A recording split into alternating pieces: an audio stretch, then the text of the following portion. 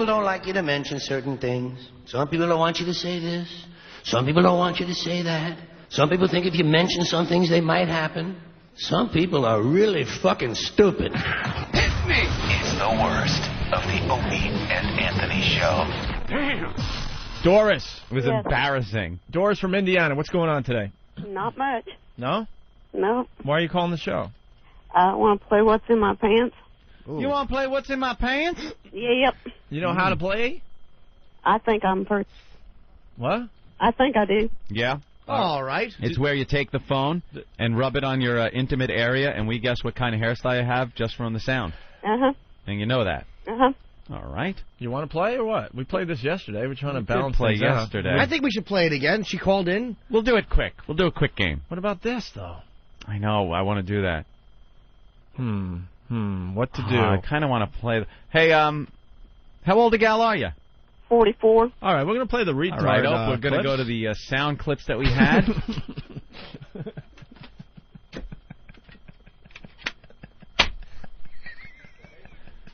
I love that bit. We got the retards doing the news clips.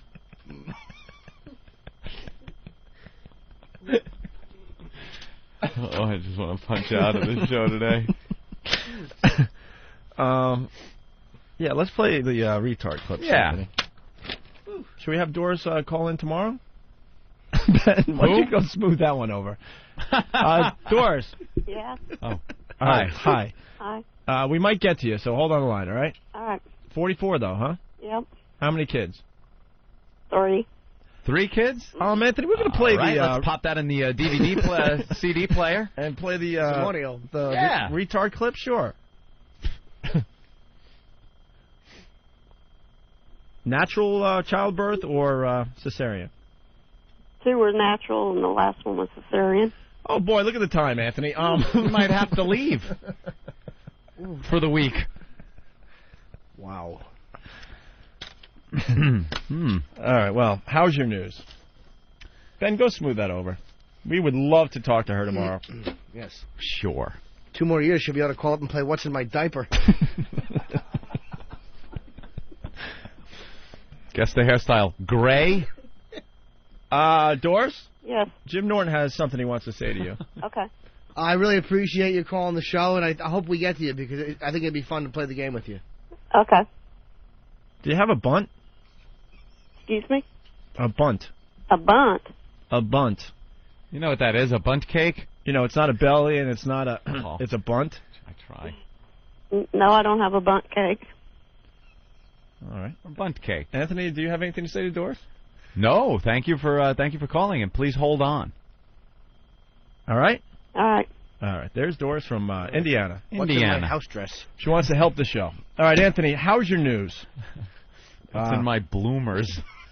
This is a show they did on Trio. Yeah. This is retards doing the news. Yeah. They were at some camp or something, and all decided it would be kind of cool for them to get together, something for them to do, put on a news program. Right. Where they would do interviews and tape it and broadcast it. Right. So I think it's a very brave thing to do, Opie. You know? Just because I call them, you know what I call them, Opie? Handy-capable. A lot of people say handicapped. I like saying handy-capable. Well, here's the deal with this. They're not letting their handicaps get in the way of them fulfilling their dreams. And living a normal life. Well, they were at the... Slow down.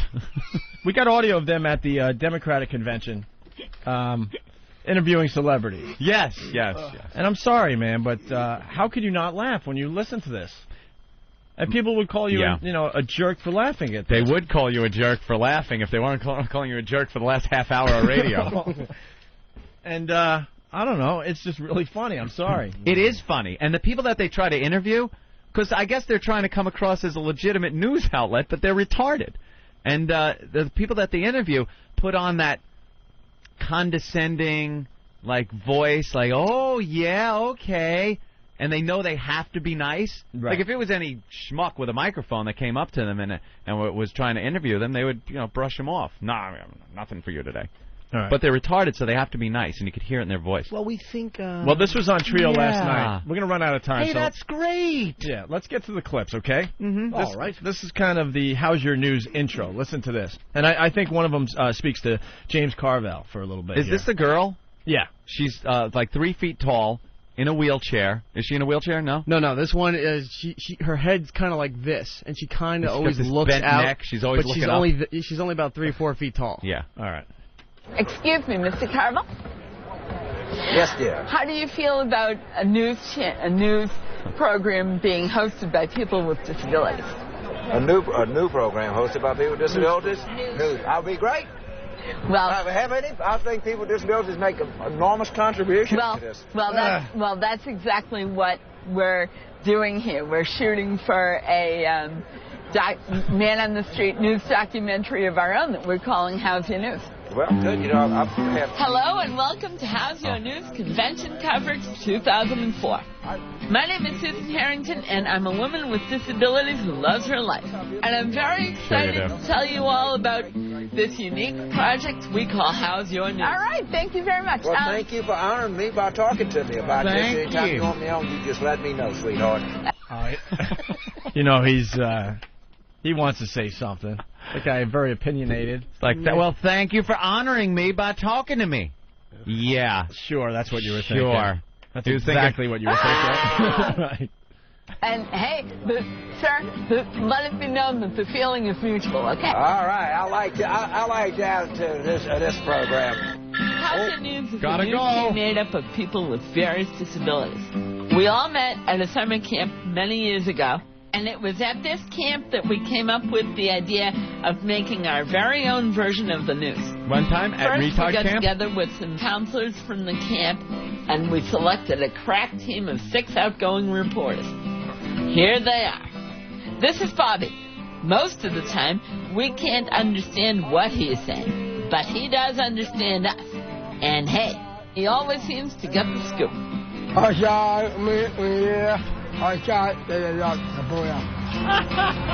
We just work here. And We just work here. Work here. I'm sorry if you're not laughing at that. Hilarious. If you're not laughing at that, what? You're probably a decent human being. Yes. All of compassion. The guy's like, we just work here, man.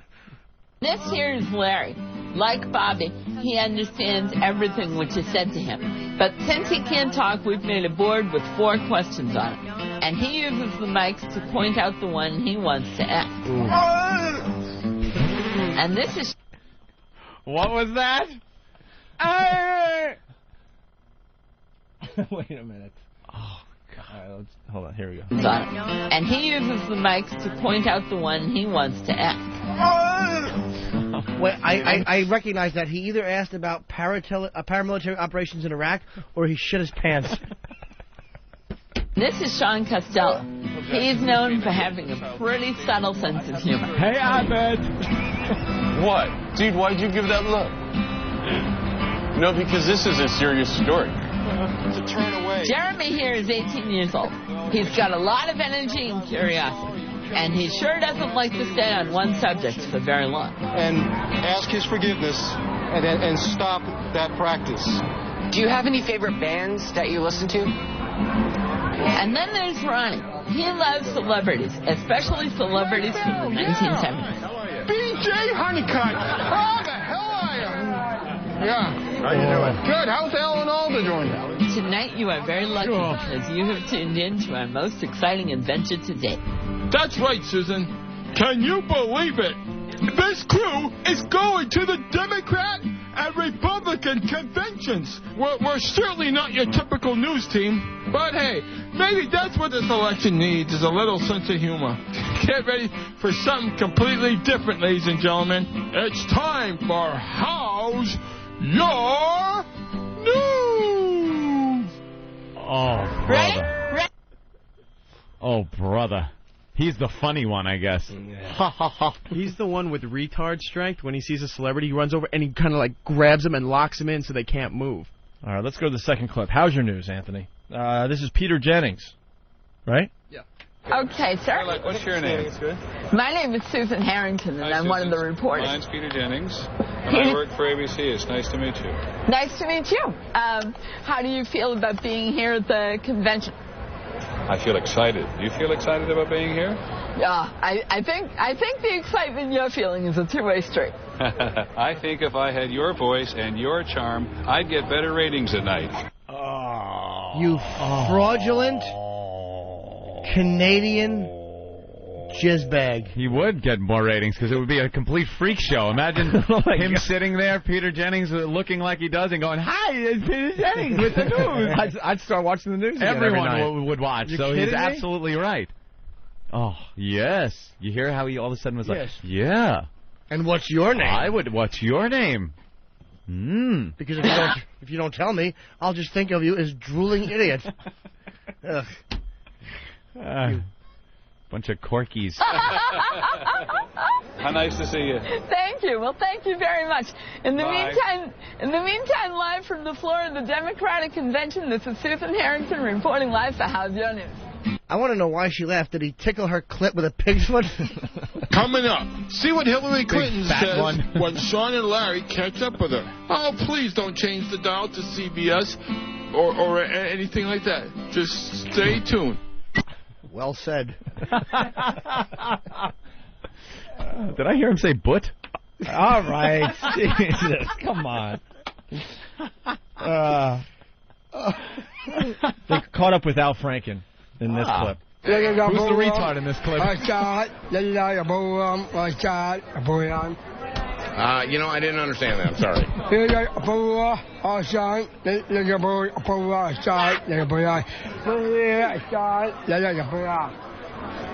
All righty. Yeah, I'm Al Franken, and I'm covering this convention.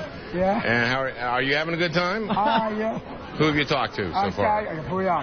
Bouillon. Maya. You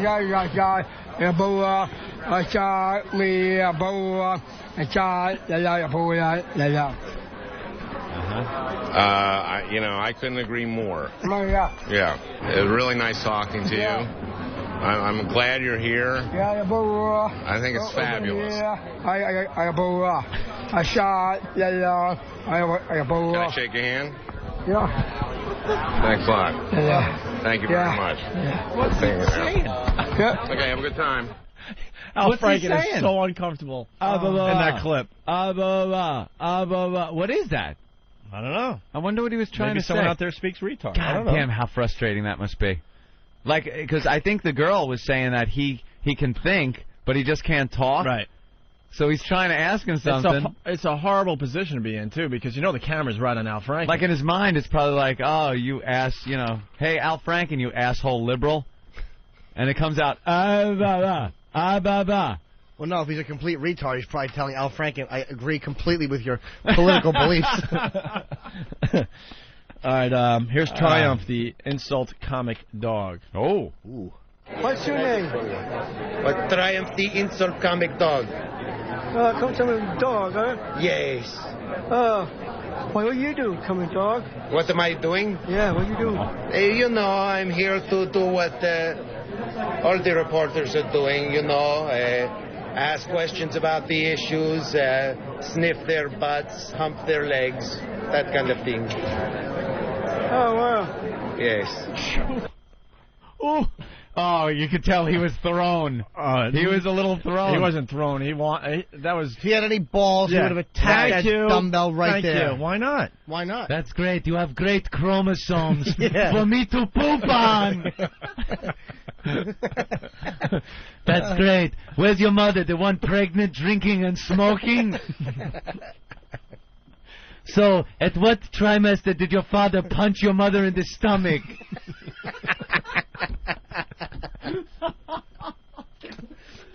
Look at your haircut. My hairdo is better around my asshole.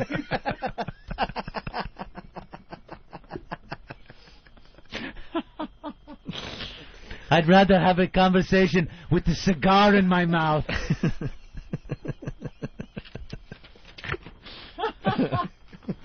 Look at your head. It's huge. You look like a boxer.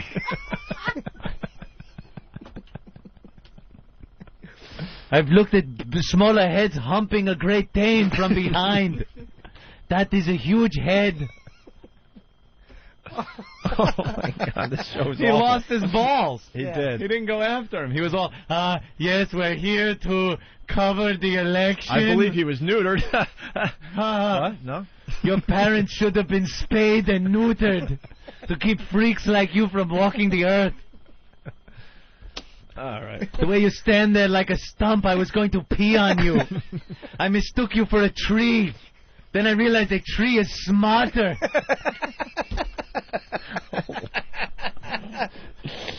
Pete Rose called. He wants his hair back.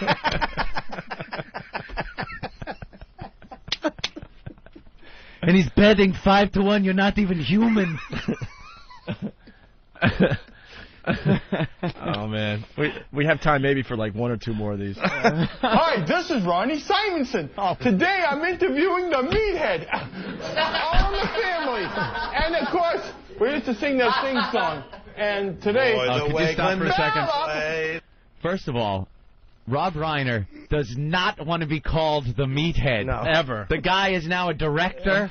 He, he was the meathead on All in the Family, but you don't want to be called that after you've moved on for 40 years or whatever it's been.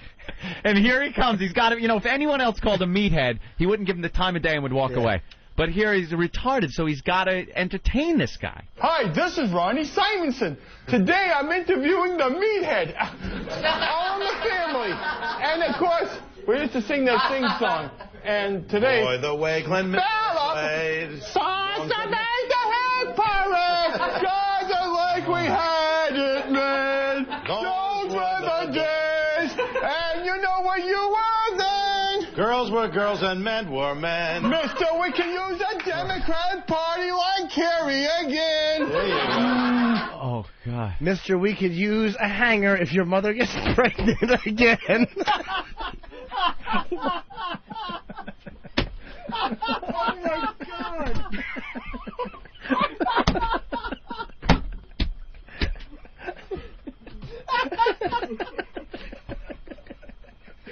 You asshole.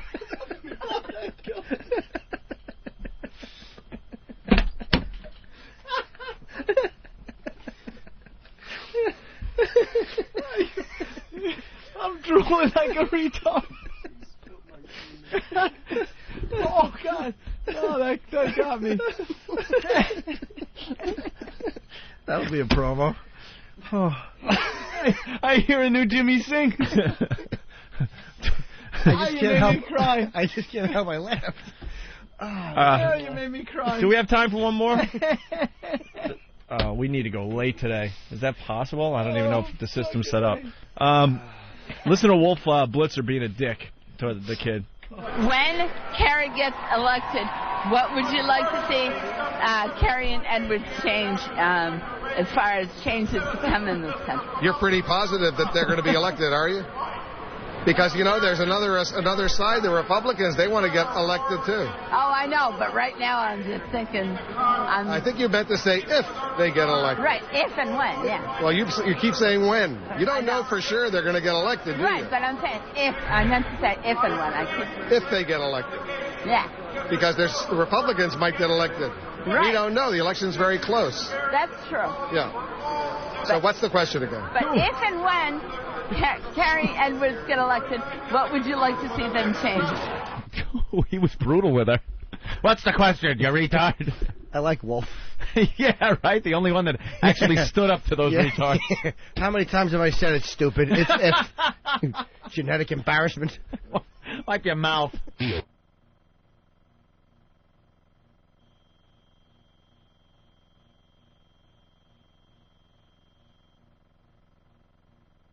Here's Opie and Anthony when they aren't stinking. Ooh, who took their shoes off? It's a little stinky in here. The worst of Opie and Anthony. You didn't wake up like Ben today. Ben isn't in today. Why isn't Ben in? He called me. I got up at I was up at 3:30 this morning, and the phone's ringing. It's Ben saying that he's just shitting like he's never shit before. Ooh. And he says, I would rather deal with this at home than at work. I'm like, yeah, whatever, dude, because we don't want to deal with it. Is he flinging his windows open in his bathroom? It's frigid cold in there.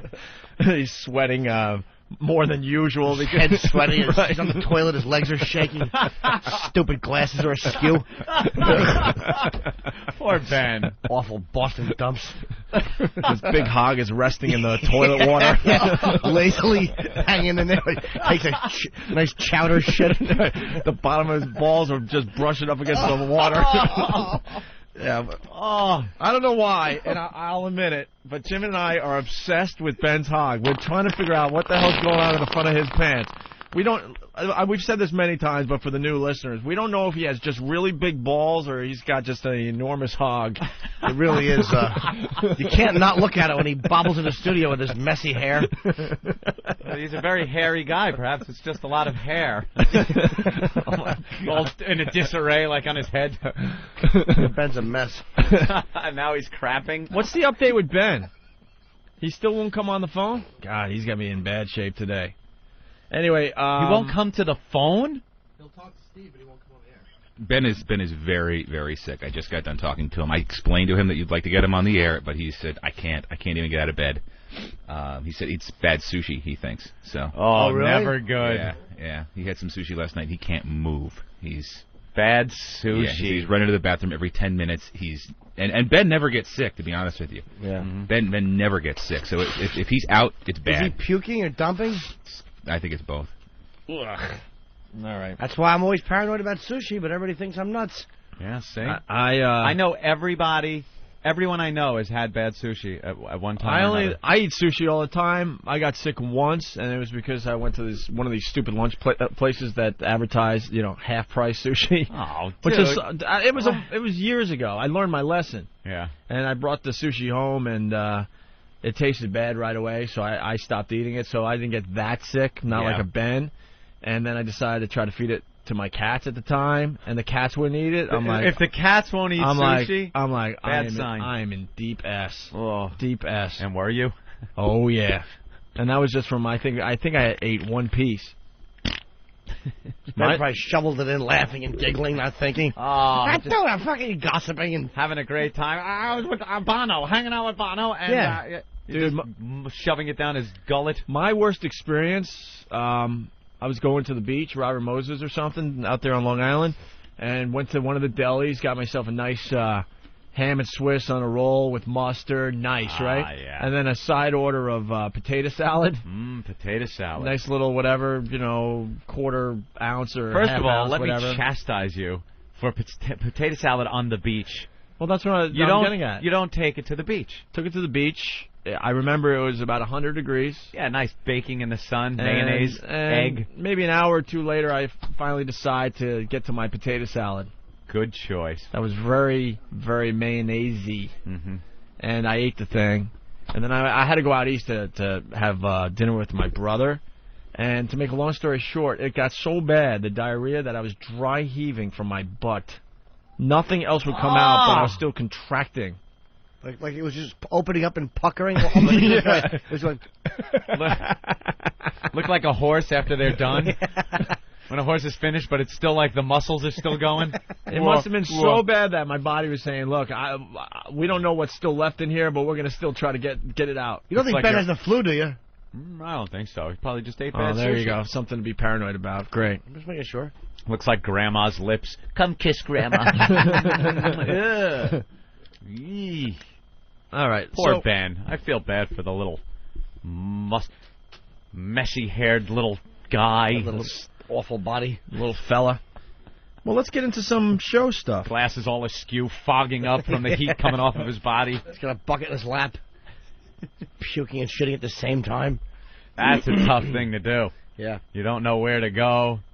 You flip around. Do you get the garbage bucket and sit there? Or do you... You ever puke and shit at the same time? No. Well, same thing happened with the potato salad. I know some people that Toilet, thank God, right next to the sink, because how else do you figure that one out? I've heard stories of people that go to woof, they go into the toilet, and it shoots out on the wall behind them. It's a hysterical image, but I wouldn't want to be there. You just brought back a memory, man. Gee, really? Sorry to hear that. From the frat house. We had this disgusting pig of a guy. He was a fat guy. I don't want to say his name. The guy would get so hammered, and then he would have explosive diarrhea, and for some reason he needed to sleep naked in the TV room with a blanket. Jesus. And I guess why didn't you tell the guy? Knock it off. Whatever. He's, you're in your room, whatever. I mean, these guys would come home at 4 or 5 in the morning, whatever they want to do. And he I guess he would be so drunk he would just take his clothes off. Like, he had no idea what was going on. He's one of these guys. Yeah. And we actually found crap on the walls, all over the couch. Like, he had his ass exploded, like, all over the TV room. And instead of, like, the rest of us getting pissed off, we were just amazed. Like, how the F... Just crapped all over the walls. What position do you have to be in to get crap, like, I don't know, 5 feet up on a wall? And then the guy's apologizing because he doesn't remember anything. Of course not. XM202. The Opie and Anthony Show. Do we have an update on poor Ben? Ben's very sick. Both phones are off and dumping both into voicemail. Is he sleeping, you think? Oh, wow. I think so. I think he's in a lot of pain. I wish he was in here. We should have spun him in a circle. Oh. He's puking and crapping his brains out because he ate bad sushi. Yeah, that's what we're saying. Hearing. Yeah. The reports are in. Hopefully we'll get an update tomorrow. Usually that's a 24-hour thing, right? If you get the bad sushi. Dude, I'm fucking... I bet he can't even be herky-jerky today. He's probably like, the second he herks or jerks, he craps himself. He's only herkying. Like a doll that's running out of batteries. He's just... His messy hair is all matted down with sweat over his eyes. Tippy Tom underwear. The poor guy. Oh, he's a mess. He's more of a mess than usual. Our poor little Ben. Poor Ben. His little hedgehog body all curled up in a ball as he shivers. And he can't get the sheet to cover his big cock. Keeps flopping over the side of the bed. Hits the floor. Yeah. All that body hair shedding on his bed sheets. As he shivers. Making a little hole in his mattress like a den for him to just lay in, sweating in it. Leaning over the bed, just vomiting into his bucket. Every time he sneezes, he has to change the sheets because he's shitting onto his nice bed. Shoo! Flarks. I bet you when he's in the bathroom, he looks like toothpaste being squeezed from the middle. Just both ends shooting some type of vile, smelly liquid. We now go inside Ben's bathroom.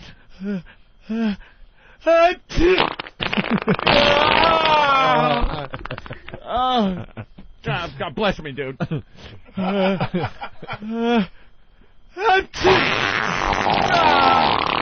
That's insane. It's nuts. It's crazy. It's insane. Call back to yesterday's show.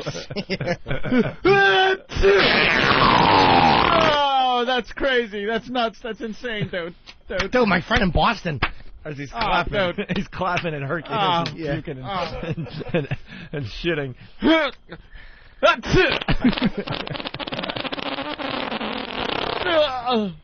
Go Sox.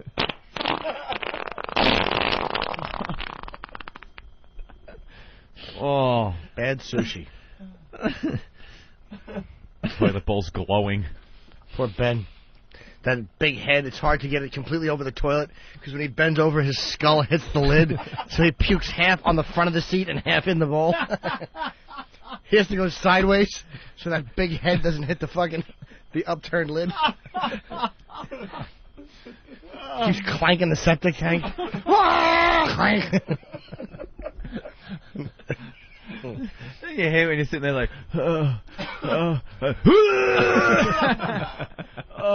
nothing came out. I go,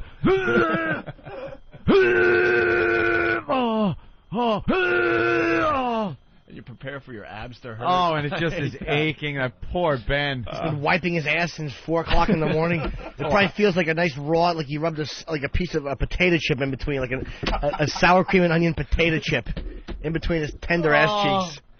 It's all red and sore. First time his abs have felt any kind of workout. Yeah. He's going to come in with a six-pack of abs tomorrow. All buff, little short arms. That's a disaster. That's why he can't comb his hair. His arms are too short. That poor guy's at home suffering. Yeah, poor little T-Rex body. can't even. Tries to comb it, but he's herking and jerking, so his hair goes all over the place. He probably wipes his ass by rubbing on the rug like a dog does. It's called scooting. He scoot on the rug. Oh, dude. Yeah, poor guy. Liquidy, awful dump. Oh, you know it's just a bad day for him at I'd like to see that guy from Pennsylvania giving it to Ben in his dumper while he's puking. He can't even shit. He's so filled to the rim with shame. He's being brutally raped on the radio. Oh. Wow. And Ben hates when we talk about his personal stuff or his cock. I know. I can't stop talking about it. I wish he was here. He hates it. Yeah. Oh, that bathroom. Who's going to clean? Does he have a maid or something? I hope so. A street team of some sort. A street team. Looks like he threw a yoo-hoo into the ceiling fan.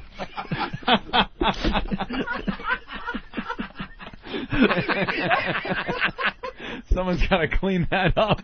Oh, that's fucking hilarious. My second chocolate beverage joke of the day.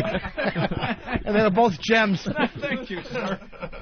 Oh, that's funny. It's dripping onto his rug. Oh, I hope his whole apartment is ruined with his shit and vomit. I hope he puked into every electronic component he has. Dude, I got shit in my cell phone.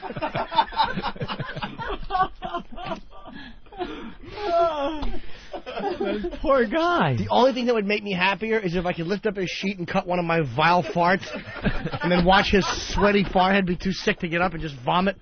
Spray Lysol. He can't do anything. He's going to puke like The Exorcist. Just lay there and vomit pea soup into your pillow. Powerless. Oh, the poor son of a bitch. That's awful. Steve, any... Just talked to Ben. He's on his way to the doctor, I believe. Oh, is he listening? He was listening. He said, "Is it you that keeps trying to call me? Knock it off."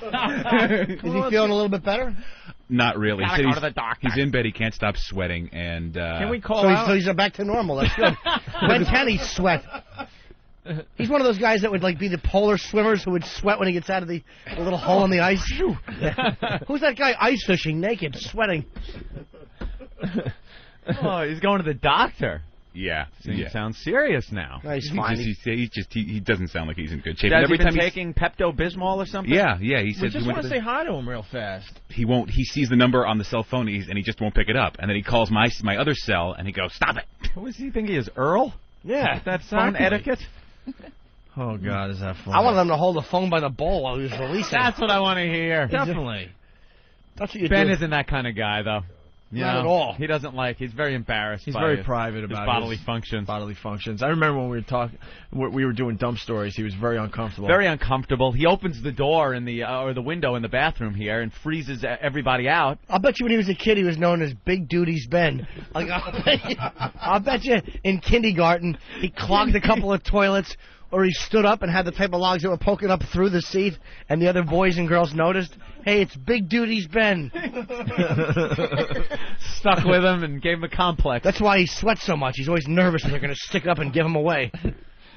They're going to think of my little name that they gave me and taunt me with it. Big Duties Ben. Carlos from Long Island. Ben's a-hole looks like the back of the Batmobile. That's good. XM202. Where's Gary Hoey? in the CD player. No, when are we going to get him in studio? We're going to get him before Christmas, hopefully? Yeah, or, Ben is actually working on that right now. Or are you guys booking him for Groundhog Day? What's Ben working? I don't see Ben doing a whole lot of anything except eating cereal and herking and jerking all over the studio. Herky and jerky and taking calls on his tiny little cell phone. Yeah, His little tiny cell that phone. That chiclet cell phone. If somebody walks in too fast, you can just eat his phone. Ben's phone stinks. What do you carry that in your cock hole? What kind of phone is that? Always gossiping about something. Dude, Pedro does coke. What?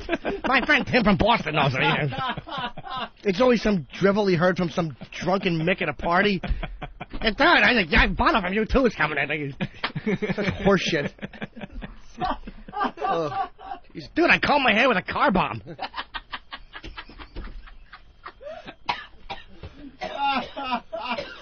You forgot that. That's insane. That's crazy. It's insane. It's crazy. It's insane. He just nuts. He just giggles about nothing. I'm like, Ben, I got to get this done. Giggling idiot. He He was laughing when you guys were talking serious about the death penalty. Did anyone else catch it? Yeah, it's like, dude, there's just too many poor people that get it. Here he comes. Here he comes. Who doesn't love Ben? I like the parody of Ben better than Ben now. I thought someone got one of their teeth knocked out. It was Ben's phone. Your phone needs a filling. I love the fact that he's always gossiping. That's the best. Always gossiping about somebody who has something to do with Boston. You know, Jim Rice is from Western Children. What? Easy. Oh, man. Guys, yeah, that's funny.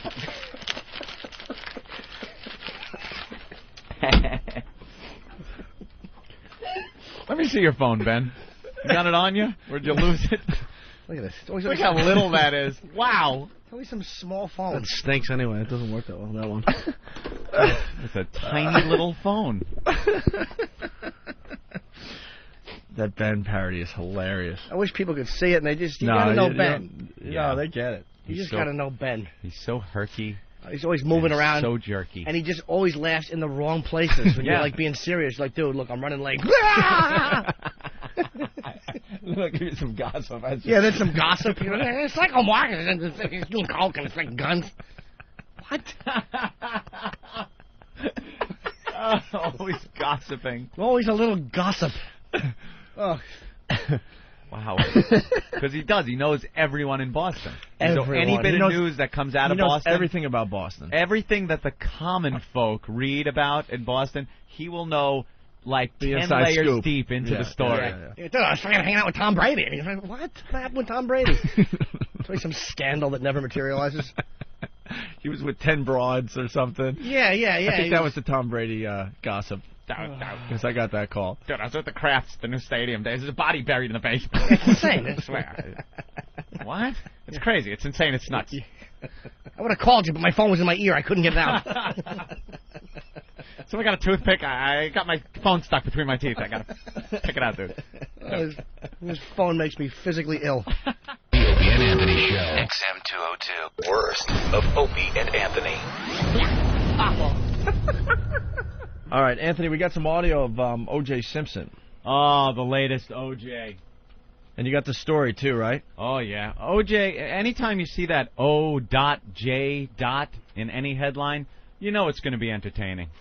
OJ has now given us over a decade of fun and joy and happiness in the news. Anytime is a story about OJ pops up in the news, I run to it. Right. I'm still fascinated by OJ. Can I play the clip real fast? It's Let's 10 hear seconds, and then you have more in that article there. To Fred's face in debtor hearings. If I have to work to pay them, I won't work. It's that simple. So I'll just play golf every day. Oh, this son of a bitch. You know, what is Fred Goldman waiting for? Just kill him. Kill him. What is he waiting for? You have to take one for the team. You have to kill OJ. You'll go to jail. Probably not for a long time, I don't think. They'll call him a racist. Oh, well, they'll probably pull that card He out. shot the black man who murdered his son. You know something? What is Fred Goldman waiting for at this point? You have to kill OJ. Now Fred. OJ's basically saying, OJ owes Fred Goldman and the family there how much? $33.5 million. And OJ has decided he will not pay them a dime. He'd rather play golf all day, because if he works, here's OJ's situation. Here's what poor OJ, the situation he's in. Lives down in Florida. He's got a $575,000 house in Florida, which is pretty good in Florida. Sure. He collects $30,000 a month from his NFL pension. A month. $30,000 every month. The pension, by law, cannot be touched by the victims' families. So he's got this coming in. For some reason, why is that? Why can't you sue this guy? He's making $30,000 a month, and they can't sap any money out of that because of some law. It's probably for old people or some people that are making, obviously, $1,500 a month. You can't tap into a lawsuit. But Jesus. Yeah. In the future, his annuity will pay him as much as $125,000 a month. So I guess that goes up. If he works, if he does any work, any money he makes from working, a percentage of that will go to pay this $33.5 million to the Goldman family. So he refuses to work. It's brilliant. It is. And he mocks Fred Goldman in the process. And now, you remember when this first happened and he was acquitted, he walked around, he didn't say much about anything. Well, I'm going to find a real killer and, play some golf and get on with my life. And he really didn't talk about the family or anything. Now, he's just going on shows, Fred Goldman. Hey, fuck him if he can't take a dead son. Now, what does he say about Come on, kill me, pussy. What does he say about Fred Goldman and how he didn't really like his son that much or didn't love his son as much as... Yeah, Simpson also took his cruelest pot shot to date at Fred Goldman, saying, quote, he didn't care about his son when he was alive, and accusing the dad of trying to make money off his son in the grave. What is Fred Goldman waiting for? And Fred Goldman's got to take this. The accusations rolled off Goldman, who called Simpson a liar and a murderer. Ooh, revelations. You know how hard that's got to be, though, when you're waiting for money and it's contingent upon a black guy working? Oh, my goodness. That's why half the people love you and half the people hate you. Wow, that was a good line. Perfect example. A great line. There was some that guy, value to it. You don't say that guy that called in don't doesn't worry hate about me. it. I'm just No, but I'm saying he doesn't hate me. Loves you. Anthony, maybe this could be the latest game, like that JFK thing we were talking about yesterday. See? Everyone's up in arms about the JFK game, which I was playing yesterday. Unbelievable. I cannot now make the money shot.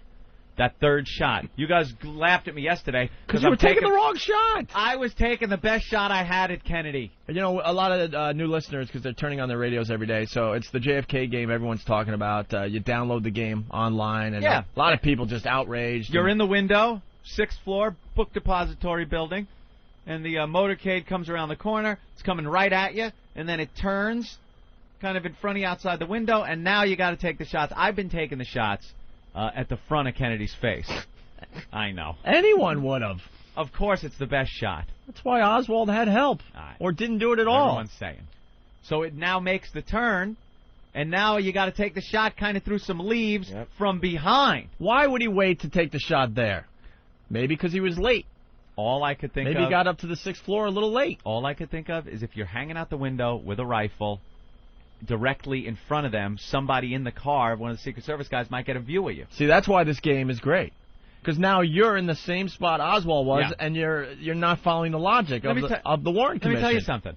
I now agree with the game maker. At first I was like, kind of, this guy's full of shit. It's just about getting this game out there. It's a little sensationalism, and it's gory, it's morbid, it's well, the guy's smart. I mean, but he's making money, and he's also figured out a way to make it kind of legit. His whole thing on it, is saying that it's like a research tool.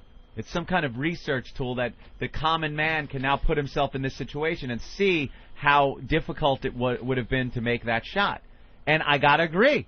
It kind of is interesting that it's so easy to take that front shot at Kennedy, and then when they make that turn, and now you're very high up, you're angled from the window down to the car is a very steep angle. And then from the back, with the leaves of the tree in the way, it's a very difficult shot. So now I've been shooting the first shot and missing. That's what they say the first shot did. But you got to miss in the right spot to get a point. You got to hit the curb, I think, under the overpass. Yep. Then next the second shot. Next to that dude, whatever his name was. James Tague. Yeah. Oh, sorry. The second shot has to go through Kennedy and out and then hit Connolly. Right. Which I've done. That would be the magic bullet, right? Yeah, the magic bullet. I did that. And then the third shot, the money shot, I just cannot pull off. I wind up hitting Jackie in the throat. I hit Connolly's wife. I cannot get that money shot, the old busting head shot. Very difficult. Does Anthony run out of the building where he could have? No, he stops and has a Coke. Keep getting distracted up there, do you? Sucking David Ferry's cock. all painted in gold. Wow. Oh, what have we here? Cage from Whackbag.com. He photoshopped you as Oswald in a bunch of shots. Very funny. They're hilarious. Yep. Go to Whackbag.com for some Photoshop. That is a great one. I see a trend happening, though. I see a trend. This game is kind of cool, and why not have an OJ game? You could actually have OJ at the murder scene killing his ex-wife and Ron Goldman. That'd be interesting. You're OJ. You know, was it him or was it two people that were selling drugs to my ex-wife? Was it two people? It was I Pedro don't know, Guerrero. no. Was it Pedro Guerrero in the trunk with the drugs? Pedro Guerrero. Was it one of the guys that was banging my ex-wife and driving around in my car that I bought the bitch? Right.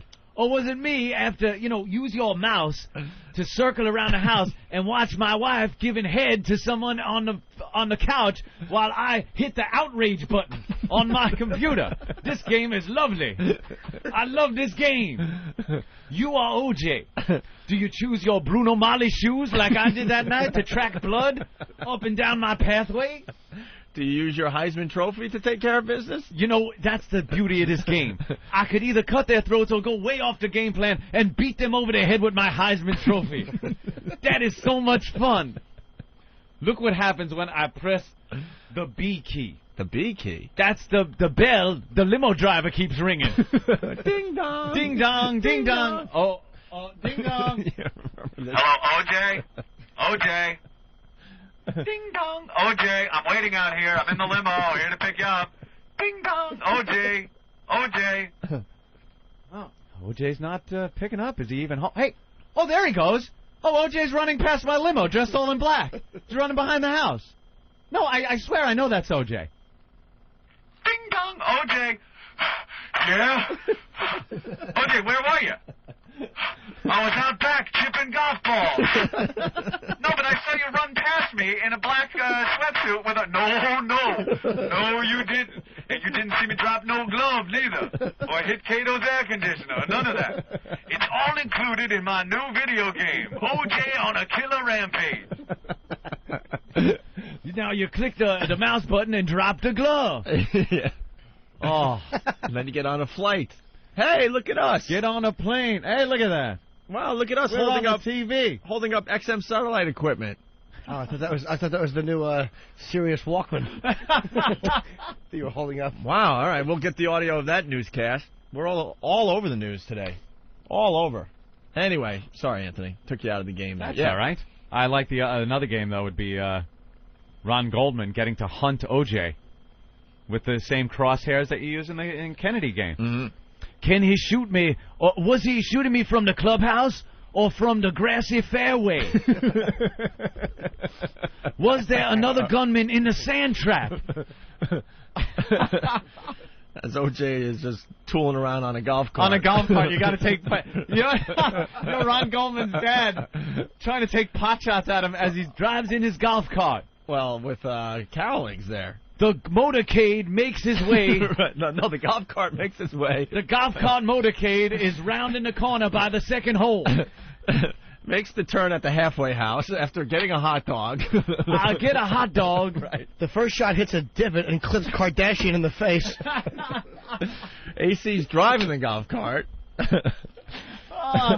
Yeah, and my buddy Al Cowling is driving. Yeah, Al Cow. It's a slow speed chase of my golf ball down the fairway. I think I see a trend. I'd play that game. Who wouldn't? Yeah, he's just got to kill him, though. Where's the OJ crank calls? He's such a pussy. Fred Goldman. Just kill the guy. Remember that guy that years ago his son was molested by some guy? Karate instructor, and he shot him while he was on the phone. Shot him right when they were bringing him into the court building. That's how you do it. This guy was standing by a payphone like he's on the telephone. Right. The cops bring this molester by him, and they got it on video. It's great. He just spins around, one shot, right in the head, drops the gun, puts his hands up, like, there you go. Done. My job as a father is complete. You can't count on the court system. Acquitted, too, by the way, as justifiable homicide, that guy. There you go. I believe. Nice. And it was. And do you think Ron Goldman, Ron Goldman's father, what the hell's his name? Fred. Fred Goldman. Do you think a jury down there in Florida would really, throw the book at him? He's just taunting Fred at this point. He is. I dare you to kill me. That's his next quote. Hey, Fred, come and get me. You're a pussy. I laid a smack down on you. Talking all kinds of shit. Yeah. Ron squealed like a stuck Irish pig. Oh man. Oh. Anthony, we have the Kid Chris OJ prank calls. We love this thing. Oh, yeah. Kid Chris, kind of a friend of the show. One day he is, one day he's not. I think today he's a friend of the show. You don't find many sincere friendships in radio. Not at all, but, we love this thing. He actually got a hold of OJ and messed with him. Yeah, he got OJ's cell phone number and was making little prank calls to him. Pretty funny. Yeah. Oh, Juice? Yeah. Yeah, what are you doing? Who's this? This is AC. Let's go kill somebody tonight. Bye. Juice? Yeah, hello. OJ. Who's this? It's Al Michaels. My wife's been acting like a real bitch. I was wondering if you could help me kill her. What do you say, champ?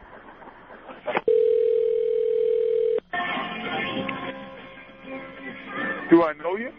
Hey. Juice, it's Chris Rock. It's me, Chris Rock, Juice.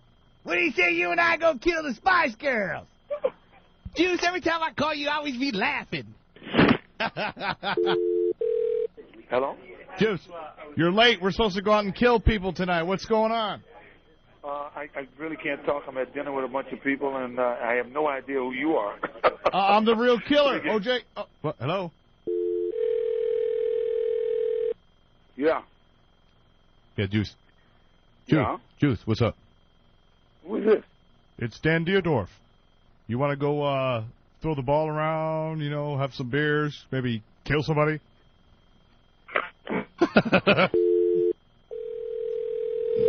Yeah. Hi, OJ, it's Kato. Well, I want to go pick up some young girls and kill them. We can hold them underwater or something. How'd it go? Can I move in with you? Hello? Hi, OJ. Hey. Hey, it's Marcus Allen. Want to go get some bitches and kill them? Yeah. Gone. I love that. Want to go get some bitches and kill them. Ouch. So there you have it, the OJ prank calls. Freenik? Yeah? Is saying Anthony would play the OJ game by hacking at the back of their necks, wondering why he couldn't get the high score. Very funny, you ass. Very, very good callback. Maybe someone else mentioned the Andrea Yates game. Oh, and maybe you could play it by putting them all in sand. Jesus. You got serious problems. Why? I'm not the one that drowned those 5 little burdens. You got serious problems. I'm the one that... I didn't do anything. I just report. Right. Now I agree with that caller from Jersey. He loves me, that guy. Jerry from Michigan, what's up? I have to put on my fake mustache. Oh, look how I threw the cops off. A click of the mouse, I hit the M key for the fake mustache. Oh, no, they're still after me. Go, OJ, go. I have to use the game's mapping system to find my mama's house, because that's where I'm headed. I'm not going to Mexico with a bag of money. Or am I? You never know. Play the OJ game.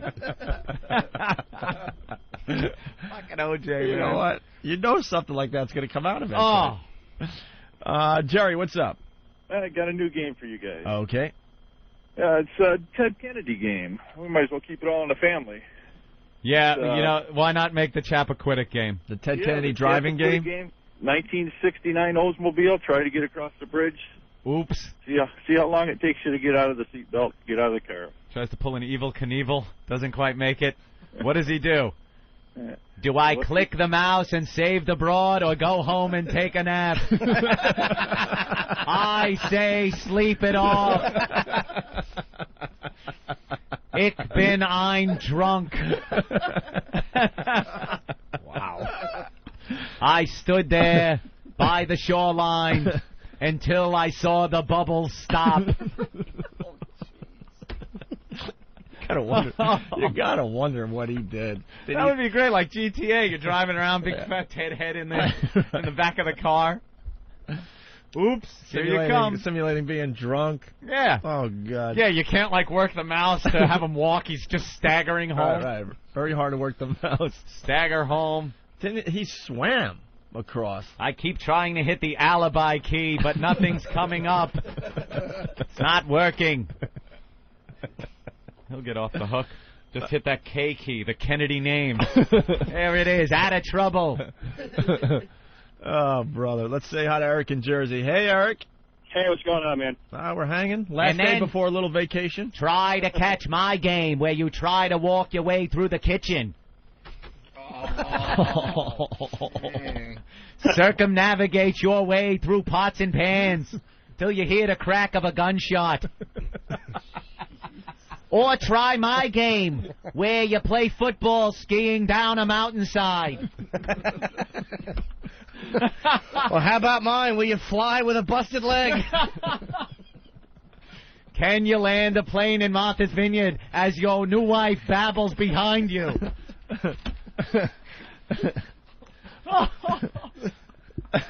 Oh, wow. She spilt my coffee. Or play my game, where you beat a broad about the head with a golf club after jacking it in a tree. Where in the world is Martha Moxley?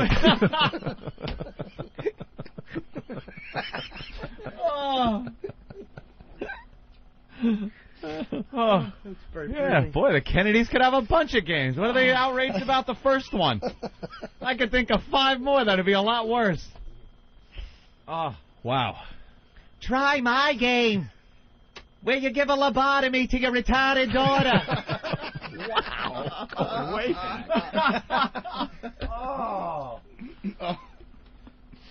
That only works. That game only kicks in. It's level 2.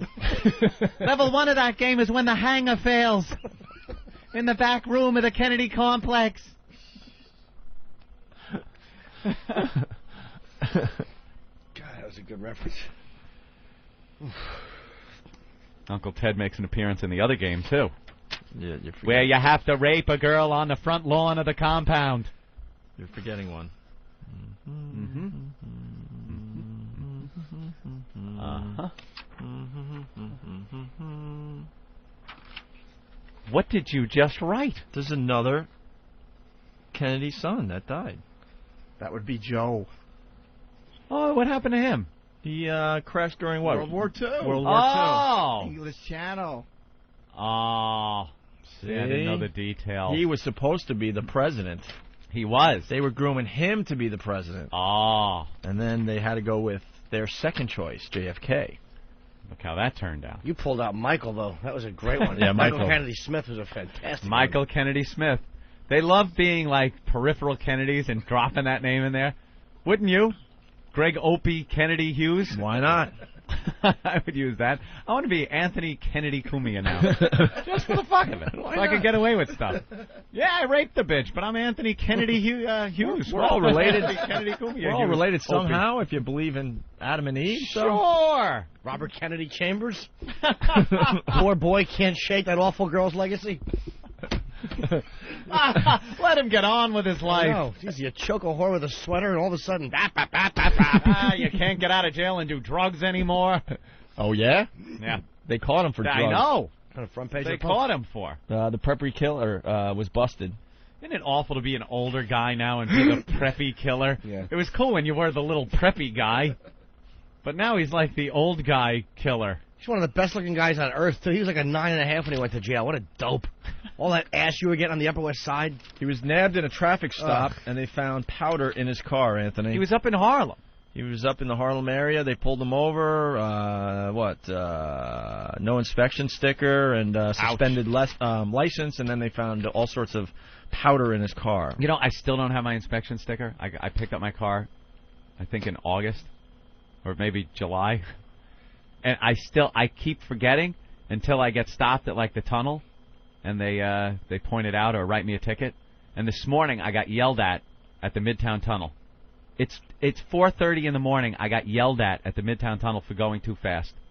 But you know what happened? There was a van in front of me, and he took one of the Easy Pass lanes, and I knew I had to get through there in front of the van, or I was going to be stuck behind him. Yeah. The whole time through the tunnel, which is just ponderous. I like driving through the tunnel so it looks like. I like the sides of the tunnel to look like that scene in Battlestar Galactica where they launched the fighter ship. Like I just like watching the walls whiz on by. Flying by. Yeah. And I wanted to get in front of the van, so I I go through, and I swear, the gate comes up a second before it hits my hood. I love that. So I go screaming through, and, hey! And I stop like an idiot. It's one of the Port Authority, the Tunnel Authority cops. You know what this, and then they got to quiz you at 4:30 in the morning. You know what the speed limit is through the plaza? I go 15. Why do they have to ask that question? He goes, no. I go 10. No. 7? 5. 7.5? I go 5. He goes, 5 miles an hour. Those asses. Why do they ask that when they pull you over for speeding? Oh. I go, I don't know, the sign's behind me now. Right. I was doing just fine. Should have said 50 miles an hour. Yelled at me. Like it should be. Because, you know, we got cameras here, and we could tell how fast you're going, and we'll... Whatever. Yeah, what? Whatever. Eric, I don't know if it's going to make sense anymore, but you've been on hold for about 10 minutes here. Oh! What's going on? No, I was just going to say, you guys should make a Sex for Sam game where you have to sneak around New York and have sex in different places. You get caught, and they get thrown off the air. Oh, that's a good one. Yeah, that'll make us very happy. Yeah, I play that one. Well, thank you, Eric. That's good. It will lead to the latest newscast we're on. What happened? Which one are we going? Just say the line. Sick puppy. Oh, yeah. Oh, no. Sick puppy, what's up? Hey, how you guys doing today? Hey, good. I got to tell you, first off, you guys are the only reason why I even got XM Radio. Oh, there you go. Thank you. Well, do us a favor and tell your friends, okay? Oh, I'll go doing another thing. You forgot one important game. What? I got William Shatner killing his wife. Oh, killing his wife. Allegedly. Nobody even talks about that anymore. Never killed the bitch. I just didn't go for help right away. She's in the deep The guy leaves her in the pool. Does he call 911? Does he pull her out of the pool? No, he stops and has a Coke. She's an idiot. She was taking a drunken swim. I had to watch her sink to the bottom. Again, I, like Kennedy, just waited for the bubbles to stop. Then I waved a pepper shaker over her and went... It said she was dead. I can't believe it. I called 911. Hypothermia was setting in. Time was of the essence. Sorry. Every friggin' time. I know. Yes. Someone could die in a fire on Rescue 911. Time was of the essence. Hypothermia was setting in. They called 911. He's the host of Rescue 911, and his wife drowns right there in the pool. He didn't know what to do. That burdensome wife. No, he knew what to do. Oh, he knew what to do. He knew what to do. 1,000. 1,000. Honey, I'll call after the count of 3. 1. 1,000. 2. I remember when I married you, you were a beautiful woman. Now you lay there at the bottom of a pool, lifeless like Spock behind the glass when Khan set off the Genesis device. Gone! Perhaps I should grab my communicator and call Bones.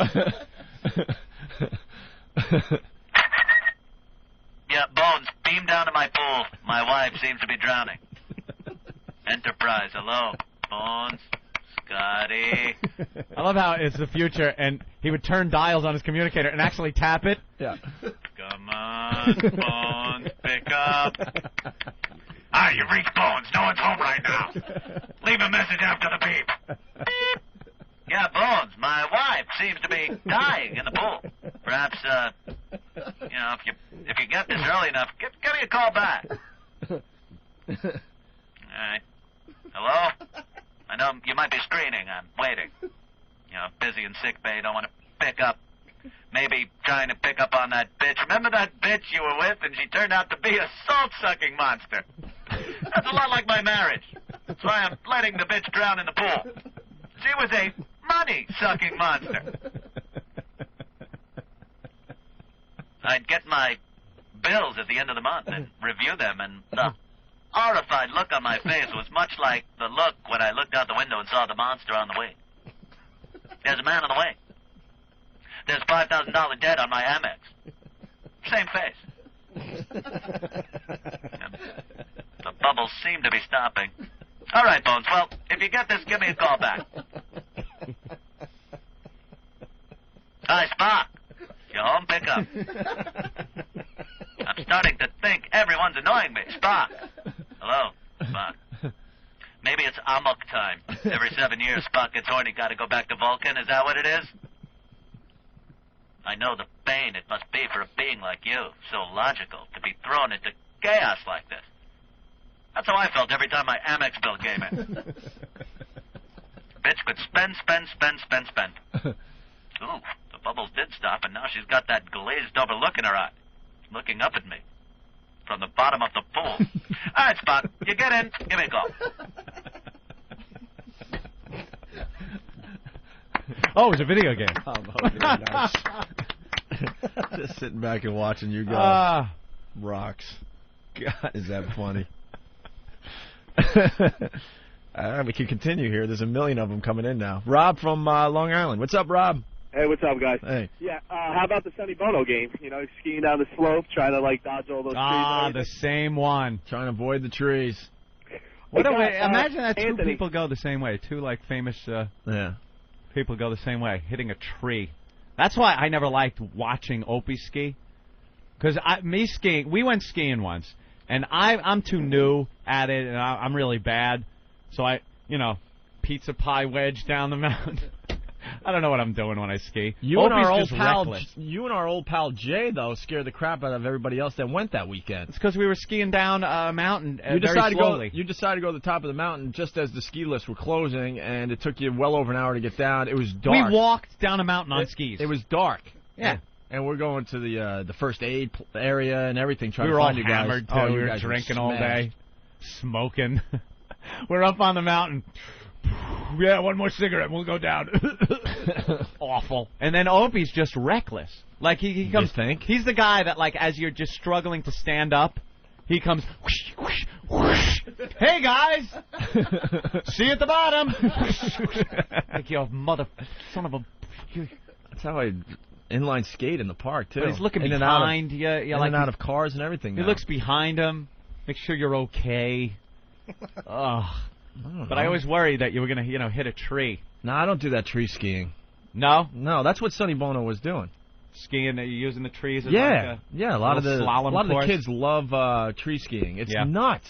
You really have to know what you're doing. You see them skiing down those rocks sometimes. They go right over the big boulders. That's a piece of cake cliffs. Compared to when they go in the woods. Because, these trees come at you fast, obviously. Yeah. And if you're not turning really, really quick, you're going to bite it. Actually, I don't think the trees are coming at you. Well, I could be wrong. Yeah, but technically it feels that way when you're on skis. Then that would be really dangerous. Because when you're on skis, you feel like you're actually not moving and everything else is coming at you. Think a dolphin could ski? I think he could I think he could snowboard before he could ski. Yeah, strap the fins in a lot easier than putting two skis on one fin. But maybe Sonny Bono was just like skiing a little, near the edge of the trail, and then hit a rock or something. Right, because the trees are right on the edge of this the trail. I see the people do that too. That's nuts. But he was supposed to be a pretty good skier. Yeah. Yeah. XM202, the Opie and Anthony Show. Here's Opie and Anthony when they don't suck. Good for what ails you. What? The worst of Opie and Anthony. Are you all right? San Diego. You didn't get your sleep in? I got plenty of sleep. Well, I was playing that stupid JFK shoot him in the head game. You know what? For hours and hours. All the news stations were just outraged by this game. Oh. And I was laughing because we were talking about it yesterday. Basically, it's the JFK game. Yeah. JFK assassination game. All our listeners, they're trying to find it. Is there a link up on opieandanthony.com? There should be. It's JFKreloaded.com. Oh. JFKreloaded.com? JFKreloaded.com. It costs like $10 though. You got to download it. You could play a version where you can't shoot him or something for free. It's ridiculous. Why would you want to? I know. Just to get the view from... Yeah, you could, download it and get a view like that. But, I paid my fee yesterday right when I got home and popped it in. And talk about a potato chip game. It's just, you got to keep trying to get a better score. What's a potato chip? What's that mean? You just keep going. You know how you can't going. Stop eating potato chips? They say that about one of those some of the games. Games that you just... It's very simple. There's not much to it. The graphics are really good. You're up in the 6th floor. That's when you start the game. You start off at the 6th floor. You have a view overlooking Dealey Plaza, and you have a little crosshair. To zoom in through the scope, you hit the right mouse button, and then you got the scope view. Zoomed in, crosshairs. Nice. Now, here it comes, around the corner. You see the motorcade start coming, and there's JFK and Jackie waving. You got Connolly and his wife sitting in front of him, and then the driver and a Secret Service guy in the front seat. And it looks just like Dealey Plaza, pretty much?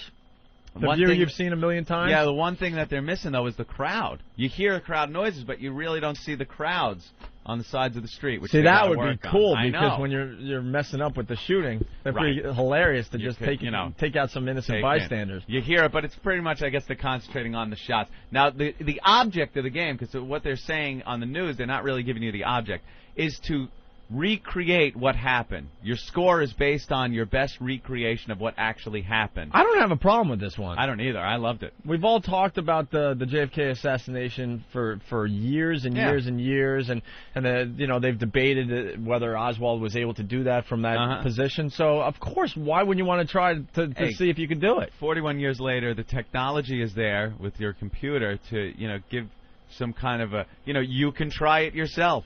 See if it can be done. Can you only look out that one window, or can you look out the other one when he's coming up? You can look out the window that right when he turns the corner to come into the plaza before he takes the corner. Coming toward you? Yeah, he's coming toward you. So he's coming toward you. The object to recreate it as best you can. You get points. 1,000 points is the most you can get. I got 485 out of 1,000 was the best score I could get. Sometimes I got negative points because I just lost it. Did you just panic? I did. He comes around the corner. I'm like, all right. He panic. So just starts firing.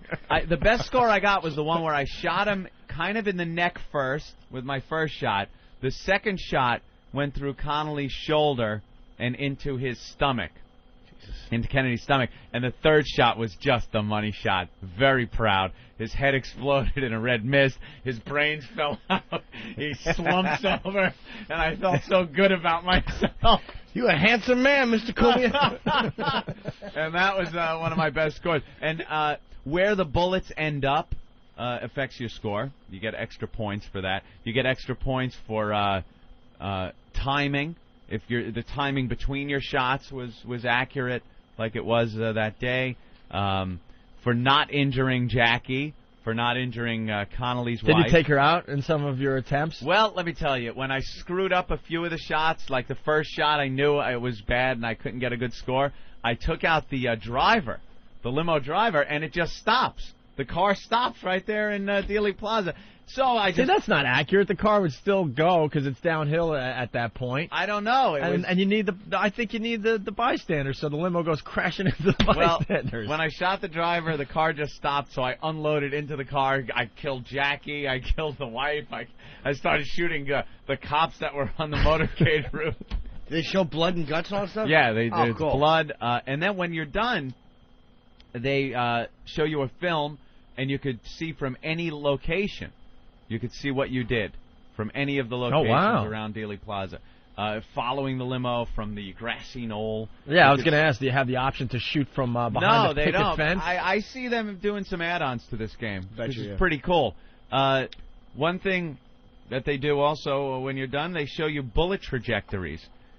So they show you very accurate where your bullet went in green, and then what it hits, and then afterwards where it ends up in red. So you'll see a line. Some of the shots, like, just miss Kennedy's head, and you can move the car around and see where the bullet trajectory was and see that you just missed his head, or you can see where it hit the limo and ricocheted off. So very accurate as to where you put your shots. And it's one of those things where I was like, all right, I'll do this a couple of times, and then I'll play Everqueer 2, But after you're done with one, you go, all right, I got to try one more. You got to try it again. I got to try it again. Get that score I got up. to try it again. I got it 2 hours. I was just trying to get my score up. Then when I felt confident, I went online and participated in their little competition. They have an online competition across the country where you have 10 chances to give it your best shot. And I got 450 on the online. Was that good, though, It's, compared to everyone else? It's good as far as I killed Kennedy. I injured Connolly. I didn't hit Jackie or Connolly's wife. I left a bullet where my second shot ended up where it was supposed to be. It was a fatal headshot on Kennedy. So, the score was... I could see people doing much better with a little more practice. I can't remember where the actual shots went. What was the first shot? Do you remember? It was a miss, right? First shot was... Well, that's if you believe that there was... See, that's just it, too. I think you're going on the report. I mean, if you believe there's more than... I don't know if they acknowledged that there was actually a missed shot. I know the one bullet fragment hit James Tague. The other bullet supposedly, I think, injured both of them. Did they acknowledge a miss? Does the Warren Commission acknowledge My brother's in studio. He's literally an expert on assassination. This guy, he hangs out on message boards, and he's obsessed with the damn thing. Because I hate fuckers, man, and most of them in this game, the whole, whatever, the Warren Commission. Yeah, the Warren Commission, the first shot missed. Oh, they acknowledge that miss. Yeah, they acknowledge first shot missed. It hits the curb, hits That's James Tague. The second one goes through both. Third one hits him in the head. Wow, so now I got to miss with the first one in order to do this accurately? That's probably will get your score up. I got to miss with the first one. The second one has to... Because there were some times where the first shot I hit Connolly but missed Kennedy. So then the second shot I had to hit Kennedy without hitting Connolly again, and the third shot's the money shot. That's why your score's a little low. That first shot's got to be a miss. And then there were some times where I took 4 shots, which is out of the... you lose points also for doing anything over 3 shots. It starts minus like 100 points. So there were some times where Kennedy's kind of injured but not dead, and the car's well past my range where I could shoot, and I'm just laying shots into Jackie's back. Follow him to Parkland Memorial. I'm out of the car. They should really do that with this game. Just expand it to the point you can just follow him to the hospital and take care of business. Right now, it's pretty much, take care of it, suffocate him with the pillow. It's very entertaining, but shoot Jackie for being a distraction. Juicy little ass of hers. Right. Little pillbox hat goes flying off her head when I miss. Oh god! You hear a little. It's very entertaining. It's very addictive. Like I said, you just keep going over and over again. But now I can't believe I gotta. I was trying to hit with that first shot. Maybe that's what I got to do to get that score up. Have you ever been to Dealey Plaza? No, never been. It's a freak show. We went on the 39th anniversary 2 years ago yesterday. We were there, and they have a whole thing every year. Whole thing. And people come out of the woodwork. Like, I was this... they all have photographs of who they were. Oh, wow. They that's my brother, man. I'd love to meet some of those Beverly people. Oliver. Oh, the Babushka lady. The Babushka lady, yeah. Yeah, she swears she swears she's the lady, and she shows where she was standing, and she's signing autographs and getting her photos taken with everybody. I mean, it's crazy. And then there's obscure people, like, you see this guy over here that had, way up on the graph? That was me, and they'll tell you this, what they remember from that day. Hey, what the shot that hit Connolly and Kennedy? Where did it go? Don't even start there. I know it was that weird twisting bullet thing. But where Connolly was genuinely injured? Where was he hit? It started down here. In his lower back. Yeah, near the armpit. Near his armpit. It went in kind of elongated. It went in from behind. Yes. Now this is where I'm screwing up too. I'm taking the shot from head on. Now I got to wait until they make the corner and hit him from... You're shooting when they come down before they make the turn? Yeah. Oh, you silly can't do that. Hey, it's the best shot, asshole. Why don't you just go to Love Field and pick them off when they land? That's why... Because when you were saying your score was 450, I'm like... I'm trying to be cool here. I'm like, well, that's not really that good. But because the only reason I'm getting that score is because I'm taking out the targets. You got to wait for it to make the turn. Oh, that's a rough goddamn shot. It's a whole different game. Through the leaves, through the tree. You can't shoot. That's tough. You're shooting him on that angle. Straight on is perfect for the headshot. I know. I'm right when they zoom around that corner. When I see him coming head on, I'm on my rifle. I'm taking my shot. I mean, I understand why you're doing it. The truth's on your side, Bubba. Dude, what are you doing? I'm just trying to kill the guy. Why don't you just shoot out the tires before it makes the turn? Make it a lot easier. That's a hard shot. Okay, they make the corner, right? Yeah. Now I have a shot when they're turning, as they're turning, from the side. Now that can't be done either because usually so, right? I tried it once and it went right through Kennedy and hit Jackie, who's sitting next to him. So I got to wait now. They slow down for a very short period of time when they make that corner. And I guess that's when I got to rattle. Limo driver? Yeah, bad move. Very bad move. I got to rattle off 3 shots after he makes that turn. After the turn, it's all facing away from you. All right, let me tell you something. That thing doesn't slow down for very long before they take off, and then it's an impossible shot. Too bad you can't shoot from the knoll. Maybe that's what that would be beautiful. Maybe that's what they're trying to prove here. Like, look, all right, try now, yourself. Now this I go is home. impossible. I got to try this now. All right, let's see what you do. He's smiling and waving, coming at me. I'm like, here, look at his face. I got the shot. Too bad you can't go to the hotel and just poison him. That'd be a little bit easier. You can't recreate it and shoot him on the way down. What an ass I am. You really are, man. Just unload. Oh, God. I've just taken the shot. Okay, now I know what I got to do. You should just run in the street with some chloroform. Call back from an old show. Thank you, everybody. That would have been now. If we would have had a computer here and I would have demonstrated, it would have been funny to see Jim go, "What are you doing?" Of course, you can't shoot him now, dude. Even I know that, and I'm stupid when it comes to that stuff. I have cancer on my neck. I've had it for years.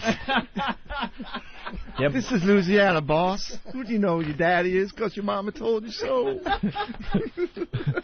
Yeah, Dealey Plaza, though, it's a freak show every year. They come out of the woodwork, and they sell all sorts of stuff. What about the happy people sitting on the X taking pictures, all like group There's hugs? There's an X on the street where he was shot. You betcha. They paint an X there, and people like taking their pictures. Smiley kids, like, hey. Yeah. I got a shot on the X. Sweetie took one of me.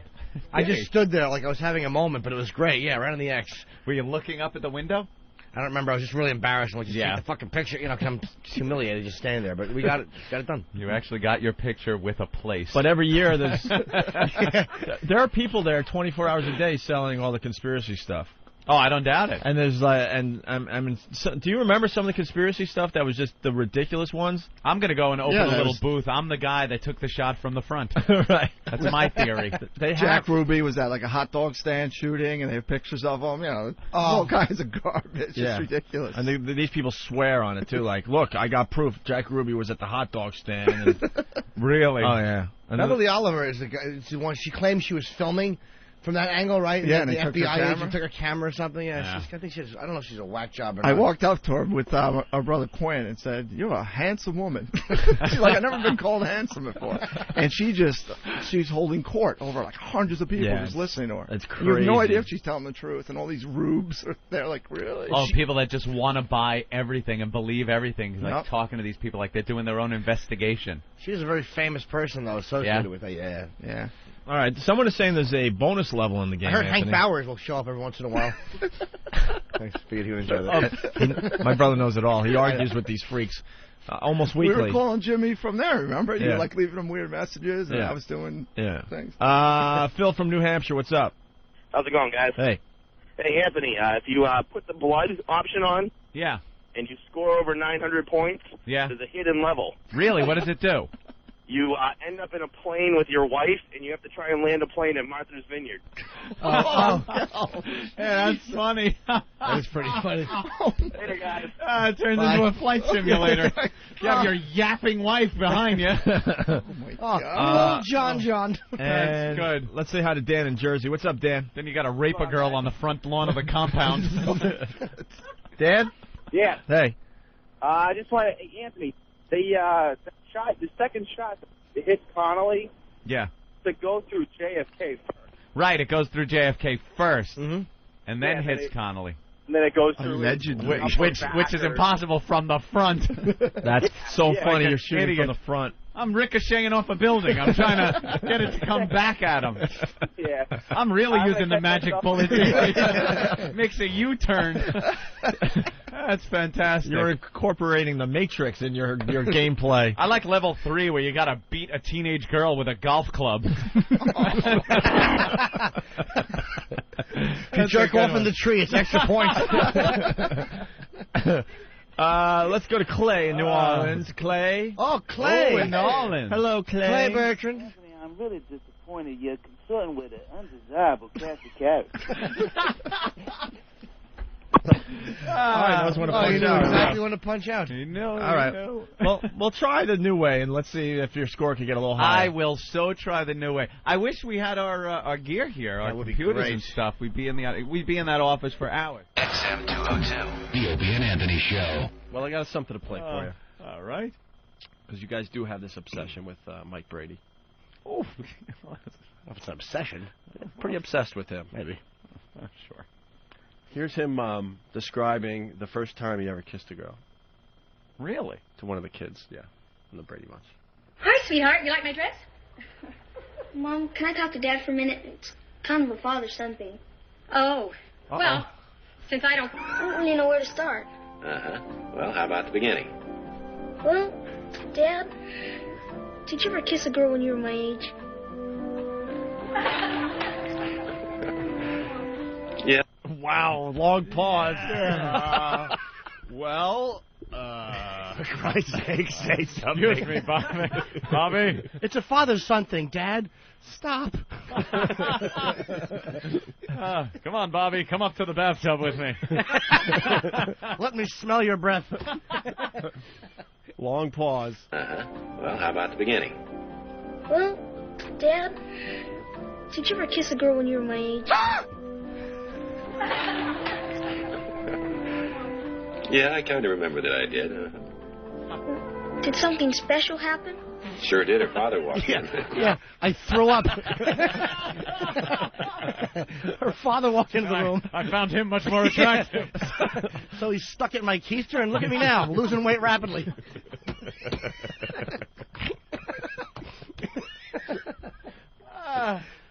It's the story of a man named Brady, and he's wearing pants that get looser by the day. Shit, Well, how about the beginning? Well, Dad, did you ever kiss a girl when you were my age? Yeah, I kind of remember that I did. Did something special happen?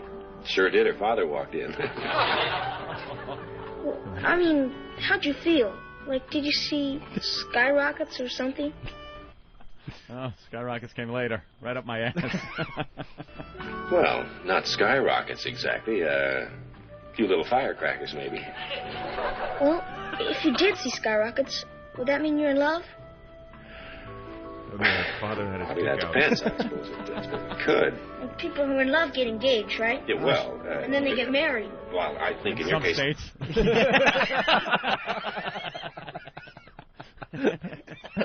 Yeah, well... and then they get married. Well, I think in your case I'd recommend a long engagement.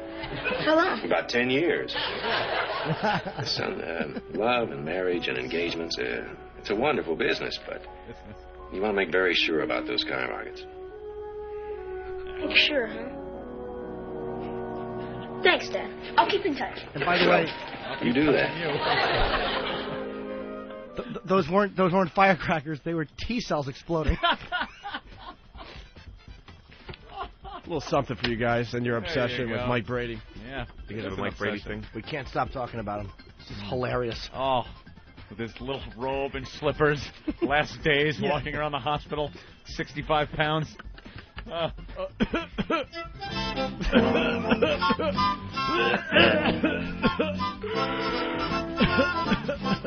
couldn't I have liked girls? Opie and Anthony, XM 202. It's the worst of Opie and Anthony. Mark from Virginia, what's up? Hey, man, I got to defend little Jimmy. What's that, fella? Hey, I got to defend little Jimmy, man. You're the man. Without you, man, it wouldn't be a great show. O&A, you got a great show, man, but you got to keep little Jimmy in there. Thank you. We're keeping little Jimmy. Little Jimmy's not going anywhere. I don't want to get fired. We just want him to fart less, that's all. Hey, man, he's got to relieve some pressure from somehow. He can't just whip out his mule and do it right there in the show. Thank you, sir. That's exactly what... And I get very excited sometimes, and it just sneaks out. I don't mean to ruin the show. There you go, man. He You're pops... the man. You're my idol, little Jimmy. Thank you, buddy. He pops boners all the time. So what? It's all those are good things. Dude, but you have to show everyone. Like he gets our attention and he grabs onto it. We're trying to enjoy the freaking 20-year-old stripper from L.A. and all of a sudden we're all like, "What? What has he got?" And then we're looking at your hog again. You don't have to look. Well, when you're like jumping up and down like you might have something. I don't jump. I just kind of point and you guys choose to look. He definitely tries to get your attention. He lifts it over the edge of the console and rests grabs, pulls it sideways, and shakes it a little. Yeah. I want It's a very little. obvious. I want a little extension built around A his mule- area. a mule hider? Yes, Like a sneeze guard for a... Yeah, exactly. Mule guard? A mule Look, it's guard? perfect height where he could just plop it on the table. Like a He Sparrows? lays it on there. I do rub it against this thing. It's perfect. I'll have some of the Norton Wiener. You can't out-gay Norton, though. It's not a gay thing when I do that. I'm usually turned on by a woman. It's not like I'm just... You can't. If you try to... He'll try to hug me or something. I understand what Bob Kelly's saying, though. Out gay. I mean, you like to try to get that reaction by doing something that would be perceived as gay. No, I don't. One time I actually, he does gay things once in a while, and it freaks you out. And one time I was like, you know what, I'm going to out-gay him, and I actually... You can't out-gay him. I stuck my finger right near his butt, and he actually stopped and backed up, and my finger went in his asshole. And I quivered. How many knuckles did he get in there? It was 1.5. Yeah. It was like a little shrimp. I could actually That bend did my not finger. happen. He just stopped, No, he tried to and then he put- went like this. Ooh. He tried to put his finger on my ass, and it's like, look, you're going to learn a lesson the hard way. Why is your pants down at this point? No, my pants were on. Easy, Opie. Why do you We were just walking down the hallway in the apartment. We were I asked dressed. how many knuckles you took. You Well, took we figured you were a knuckle kidding. and a half through the jeans? I would actually take something real, enhance it, exaggerate it. Therein lies the ha-ha. Yeah, he didn't mean to I put it didn't in my mean I ass. stuck my finger in his ass. That would be gay, wouldn't it? He put it against my ass, and I just backed up against it to teach him who's boss. Look He at- learned he's his so- lesson. Well, you should have told me it was exaggerated humor. We don't know. I thought that's what humor was. Not all the time. Really? What's the other type of humor? Dude, we've all seen him naked, so it was quite I've seen him possible naked. that actually happened. I've Don't seen look him- at me like I'm an That's alien. an exaggeration, too. I've never seen Jimmy Ant's naked. never There you seen me go. naked. All right, show him your hug. I don't I want won't to. show him my hug. I don't want to see I Jimmy love the naked. face he gets when he gets. I was actually with him one time, and he gets this face. His eyes just open wide, and his head turns down, and his upper lip goes underneath his back tooth, and he just looks like a little troll, and he just doesn't blink, like Christopher Walken in a scene, and he just stares at the girl like, yeah. Yeah, Oh. it is nasty. Oh, he does. It's just evil. He is his little body. All right. No one's really screening the calls today. The behind-the-scenes people are very, very slow. Everyone's very, very tired slow. today. We're all tired. Hello, who's this? Oh, that's good. A hang-up. I punched out early. Was Good. on that I'm line. going to do it myself. Hello, who's this? Hello? Hey, What? hey, Opie. Yeah. Hey. Oh, what's going on? Hey. Hi, fella. I was going to set up for What Did I Learn, but it's a little too early. Yeah. I was going to hold for a while, but You were going to It's hope cool. to hold for about 45 minutes. I guess so. I'll do one a little early. For some reason, Jimmy Norton plays Monster Rain just fine, but today a little sticky banana juice got his nerves up for some reason. Yeah, that's true. It is, all right, inconsistent, but it freaked me. I didn't know what it was. It was probably sitting in the deli or something, and God knows what those savages spill on their fruit. By the way, we did get a brand new Monster Rain song. How many is that? This is at least Number 4? Oh, my God. It's not that. It's bad. Give Is it bad? Listen, we'll all judge. All right. Another We'll all Monster Rain judge. song. We weren't going to go to it, but the guys are kind of asleep behind the scenes today. So That's right, look at them. look at them; they're not even moving. They all, you know what it is? They want to be punished. They need discipline. This damn Rent Boys thing has backfired. Now everybody's fucking off hoping to get a reading. Steve records the Ben. thing in stereo. We need the phone screened. Isn't it obvious we're suffering here? Yeah, we're Get tired, fucking Ben. people on the phones. I'm not even kidding. Get them on the anymore. phone, Ben. No one is screening the calls really. It's like slow motion. Get my mother back on the phone. Have her do that. What's It's my been the pants same. thing again? We got 6 phone lines ringing. We got 2 guys that have been sitting and it's nothing we want to go to. It's boring shit. Here's the Monster Rain song. Tell me when to stop. Let's 'cause give a it listen. really is bad. Let's listen along. Oh, Neil Diamond. Is it done to Neil Diamond?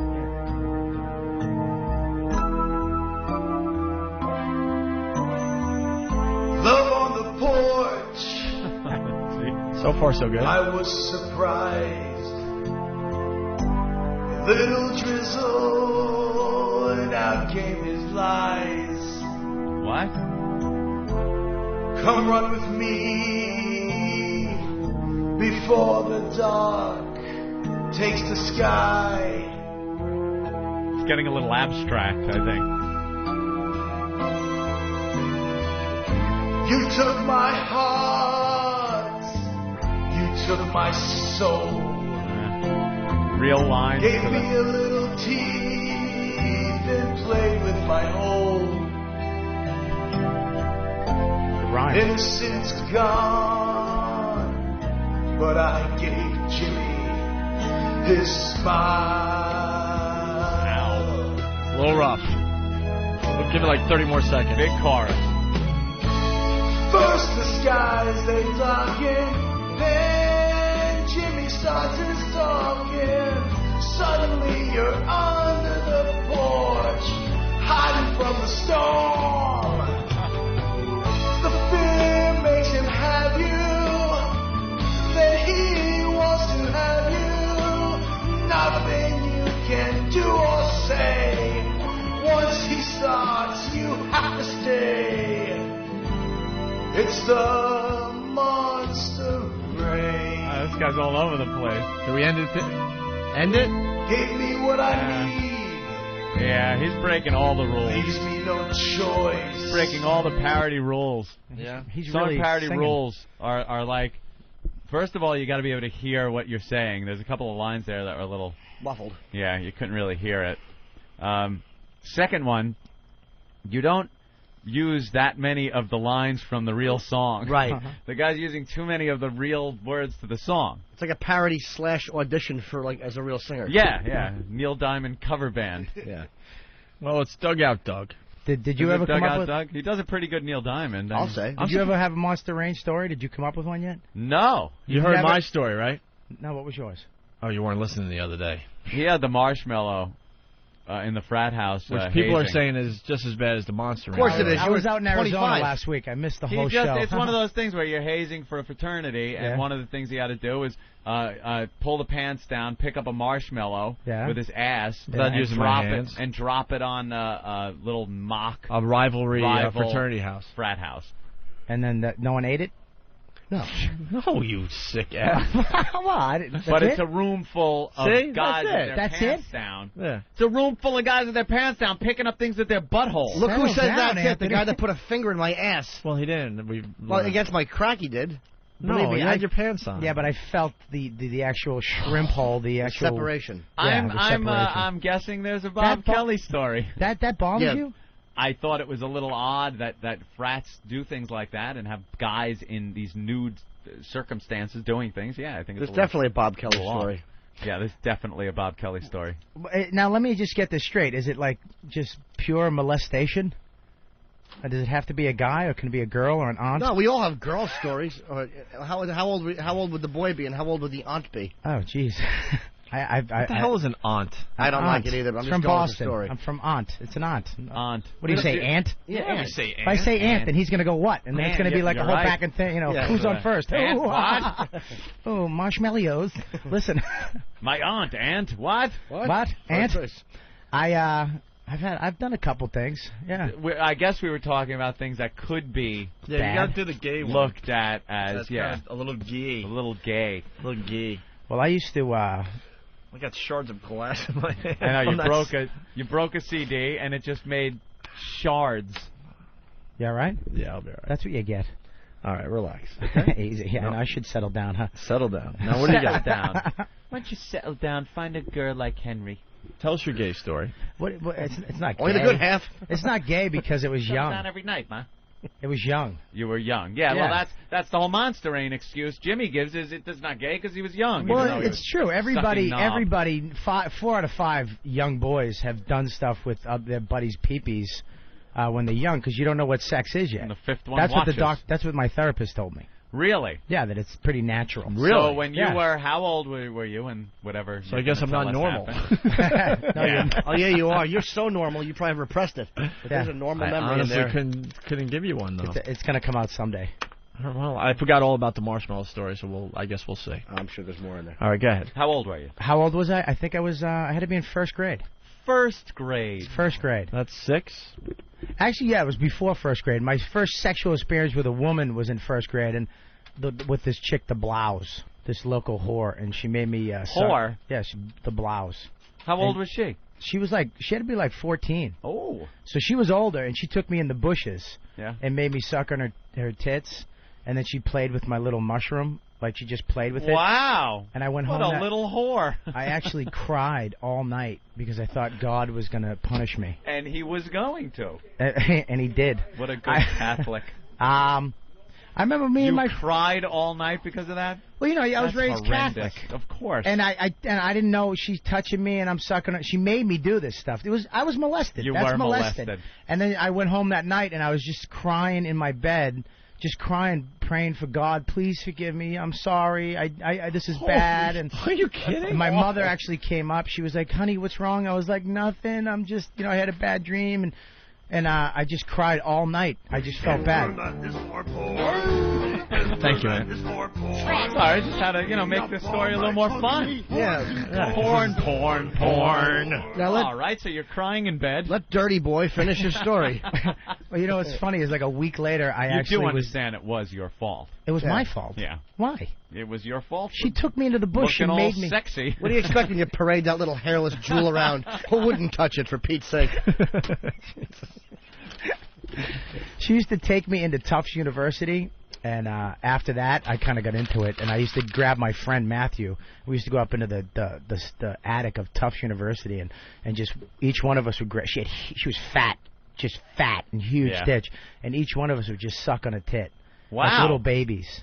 Like little babies? You were little babies. Yeah, it was just this hot, sweaty attic, and this fat chick, and she was just sweating, and me and him would just both grab one of her huge tits and just suck on them. And was she getting pleasure out of this? Was she moaning or something? No, not really. She would just sit there. Sometimes she'd smoke during it. I swear to God, she'd just light up a cigarette.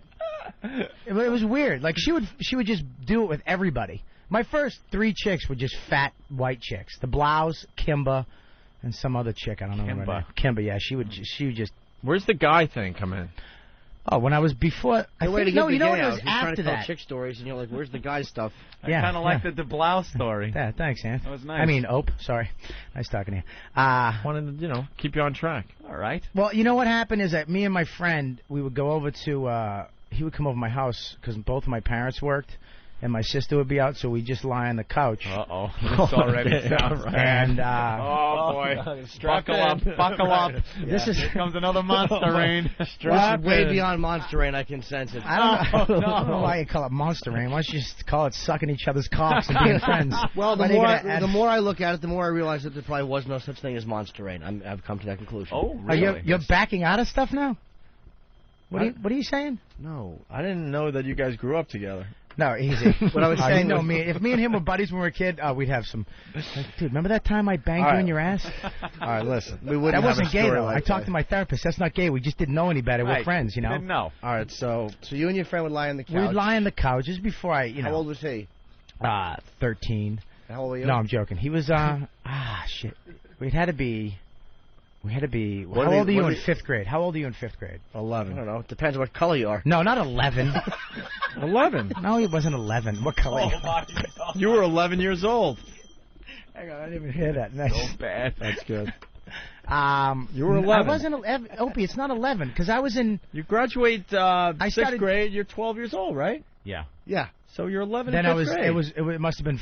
You were 11. 4th grade then. I wasn't 11 because I started drinking at 10 or 11, and I wasn't drinking then. This is what you started drinking. This is my first addiction. This is my first addiction. Then I moved on to booze. Memories. Right. So what happened when you were almost a teenager? You're laying on the couch. You lie on the couch. We just lie there, and this is when you remember you first started jerking off. You used Vaseline. Yes. Remember sure. petroleum jelly? Sure. Yeah. It would waterproof your dick for 3 days. Yes. Just jump in the shower to wash it off, and it would just beat up. Yeah. And, so, just looking for anything slippery at that age. Didn't matter. Run around like a monkey. Just looking what? Pancake batter? I don't care. Whatever works. I jerk off with anything. Anything. I used to jerk off with the Jergens, and I'd fuck the sink. You ever fuck the sink? I can't say I've ever done that. If you ever want to jerk off and it feels like you're fucking somebody, you get on. You know the big long sinks in the bathroom, the counter. Yeah. Right. You have to have. You can't have like a pedestal. How small sink. is your dick? Listen to me. It's a sink. Wait, it's where you pull the little thing out that seals your No, drain you don't up? fuck the sink. You lie on the counter. It has to be a counter with the sink in the middle. You lie down and you put your hand it's here. It's almost like a ditch. It's a ditch, and you put your hand on the edge. You lube up your hand, and you push your hand in, and then your hand is stationary. And it all goes in the sink. And you get to fuck, and then it goes right in the sink. It's unbelievable. You are a genius. Oh, it's unbelievable. It really feels like you're fucking somebody. I swear to God. I'm not going to be able to look at a sink ever again. No. That is brilliant because there's no cleanup. You're able to use your whole body in it. You open your eyes and you're looking right at yourself in the mirror. How fucking creepy is that? There's a fat bald chick I'm fucking. I got caught in rehab when I went to rehab. Yeah. I got caught fucking the sink. I used to fuck the sink during our group sessions because I know everybody was in the group. So one time I guess somebody snapped in group and they had to end group early, and I'm in the bathroom fucking the sink, and there was like a crack in the door, and all of a sudden I just hear giggling, and like all 10 guys from my rehab house were in there. They were just watching me fuck the sink. It was just awful. So you still do that? I haven't done it because I have a pedestal sink now. You can't do that. I can't do that. I'm too fat to balance myself on a pedestal sink. But yeah, I've done it. I've done it in hotel rooms. You ever go in the hotels? You have to go in the cheesy hotels, but the suite in like a cheesy hotel always has that big long counter with one sink, little sink in the middle. Perfect. Just jump up on top. You lube your hand up. Don't lube your dick up. No? No, because you want to lube just the inside of your hand, put it on there, and then when you push it in, it's like cracking the seal of a real pussy. What the hell is going on? You want a little resistance. You want a little resistance because it cracks it, and you're like, oh, and it feels like you're cracking the seal of a stink wrinkle just as it's going in. Oh, it's unbelievable. Right now, there's a sink in therapy somewhere. I just wanted to clean people and help and wash them, and this fat kid would climb on and put his dinky in my face. Well, I was in the bathroom where I usually am, and the light came on. These are great distractions. So what happened with the guy on the couch? Right. Yeah, it's true. So fucking the sink. I've never heard So you were almost No. a teenager, naked with another boy, and you pretended. There's no naked That wasn't. yet. Wait a minute, Opie. Right. I love you. Are such You a said fucking fifth grade. magician. You said 5th grade. You said almost a teenager. I know, but throw the teen out. I'm still a young boy. You're still young. You're a master at that, and I know what you're Dude, doing. You're 5th making grade, because all 5th these grade is 11, could be 11 and a half. That's close to a teenager. all these truck drivers are hearing is teenager, boy, man. There you go. So I old played enough. Monster Rain, and you played Use My Mouth Like a Sink. All right, go ahead. Yeah, let's go. We just lie on the couch. Mommy's gone for the day. Gone for the day, and we'd lie on the couch, and we'd pull each other's pants down, and then like he would jerk off, and I would jerk off with the Vaseline, but then, Oh God. but then, Oh God. Go ahead. are you ready? But it's not gay because you're we're too young to know. fascinated. Yeah, you're too young to know what's going on. Of Meanwhile, you course. got the Pull your- DVD player working. Pull your shoulder belt Let me tight. tell you something. I've never paid $250 to repeat this while I was older. It's never happened.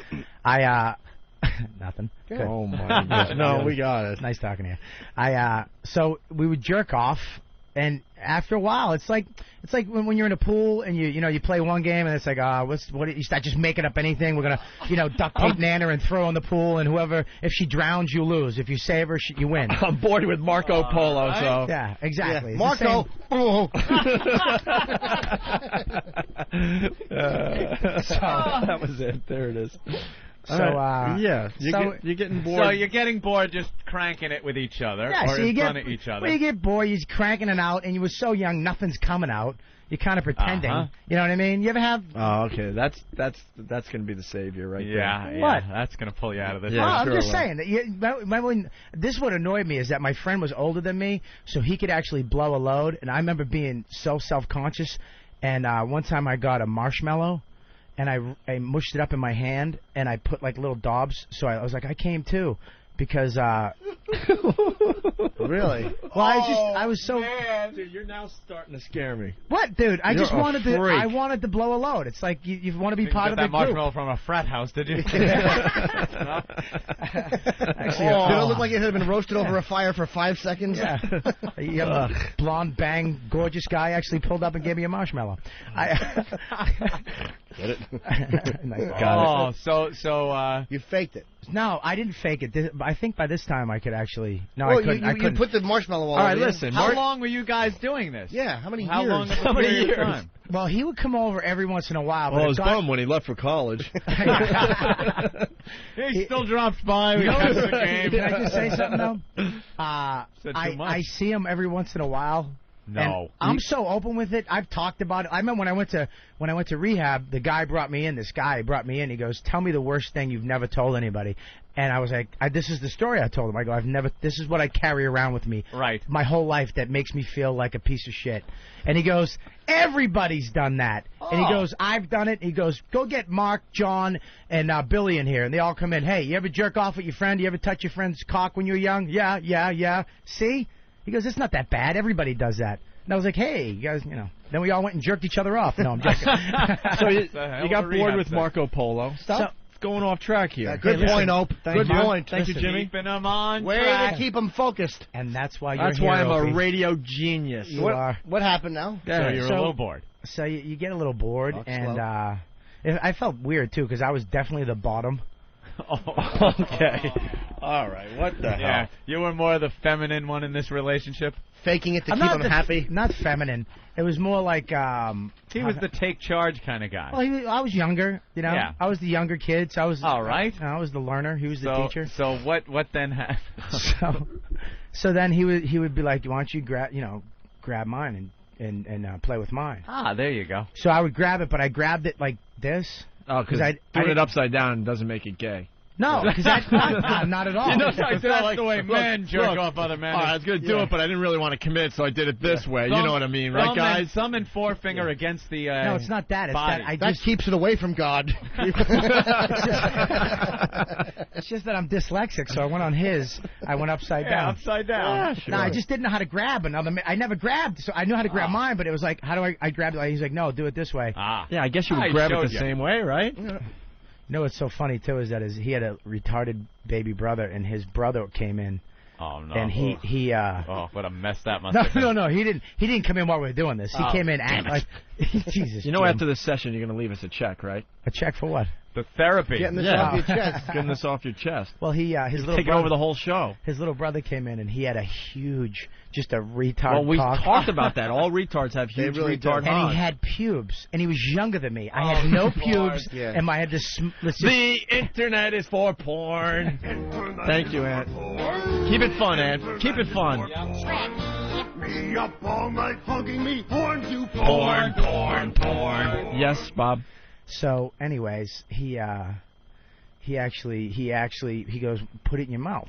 Oh boy. Okay. Wait. Oh boy. The retard dick? No, not the retard dick. I couldn't fit that in my mouth. Oh, we've gotten to that point. So, anyways, I put it in. How many chapters? Huh? To this, how many chapters to this story? And what chapter are we up to? You didn't. Well, you must have known that was much more wrong than just cranking.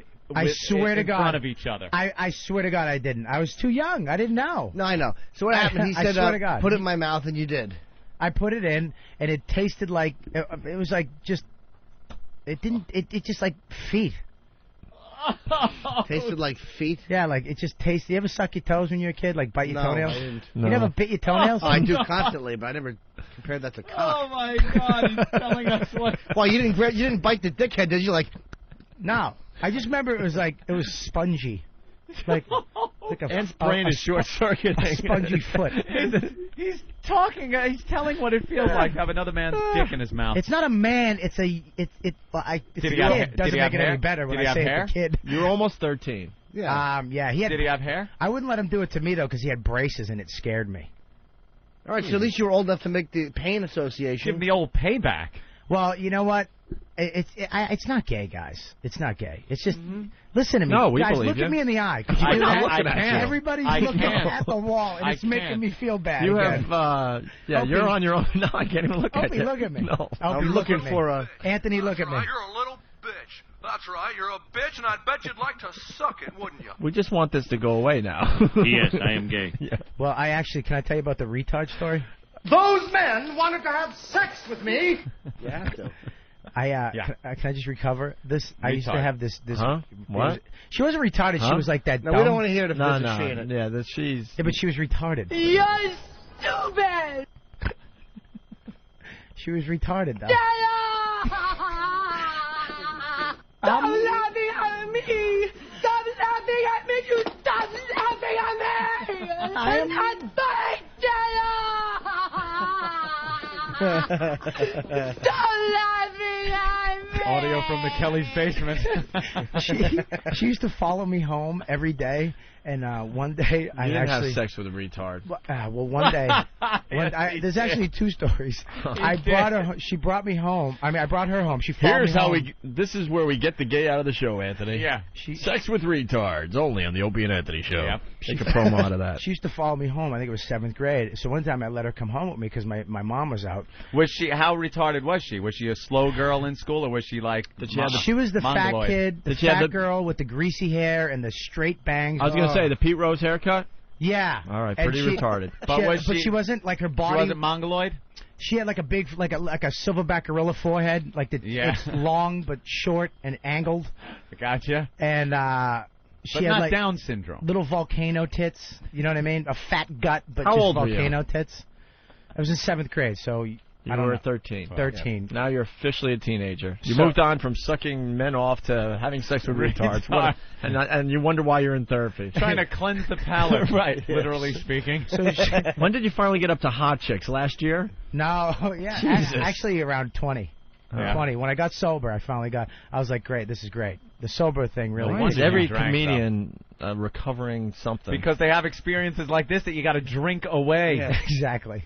Exactly. The second you were sober, before you got sober, I mean, like before you got a drink that day, would these things just creep in and you were like, oh my God, I need a drink so bad? I used to hang out with these guys that were all from South Medford, Italian mafia type guys, all kick ass, and I would be around them all the time and have these thoughts would enter my head, and I would get so uncomfortable it almost came out. If like they I just only wanted knew, to like tell them. They would throw me out of this little... I'd be killed. They'd beat the hell All out right, of so me. you're 13. Yeah. She's 7?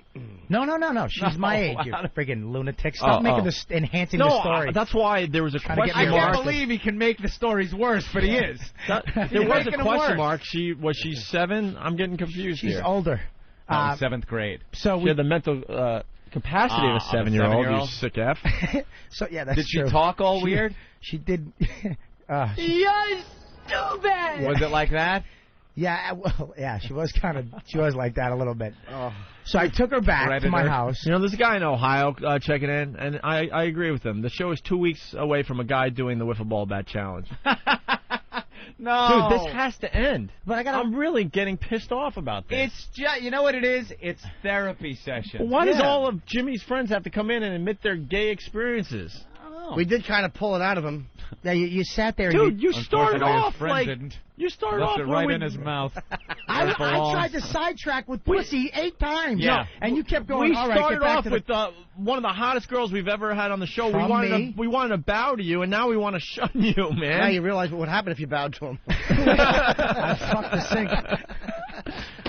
Oh my God! Can we get past the All right, sex with retard thing? No, the retard is a girl, so She's a girl. Oh, She's yeah, sure she is. She's just a little retarded, and she claps like this with her wrists. But so I took her in the basement. I made her jerk me off with that old, really harsh soap with the little grains of lava. Yeah, lava soap that you wash oil off your hands. You love punishing yourself. Yeah, it's got granules in it. Yeah, right, exactly. Ow. She's jerking me off, but she's just I cleaned off with a Brillo pad. She kept going. Is this how I do it? Is this okay? Is this okay? It hurts in my hand. Asking it hurts those my same hand. questions you were asking just a year prior. So turn your hand over, stupid. It's easier fucking a sink.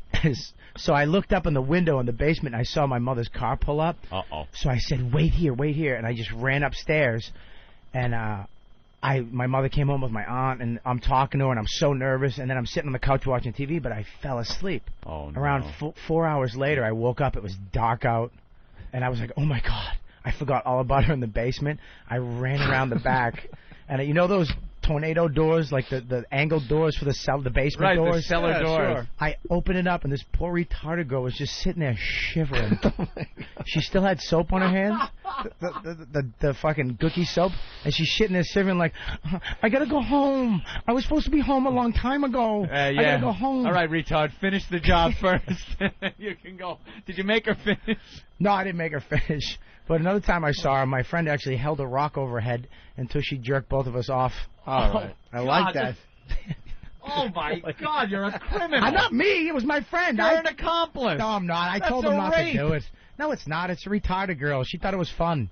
She thought it was the hold the rock over the head game. Hey, we want to thank Bob Kelly for stopping up by today. Why did you do that?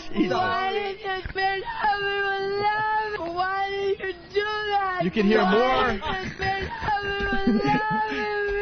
Put the rock down. Please put the rock down. Bob, where could people hear more gay stories? It's not gay, Opie. Will that be at the Stress Factory? You can go to RobertKellyLive.com. There's a lot of dirty stuff on there. And the Stress Factory in New Brunswick this weekend.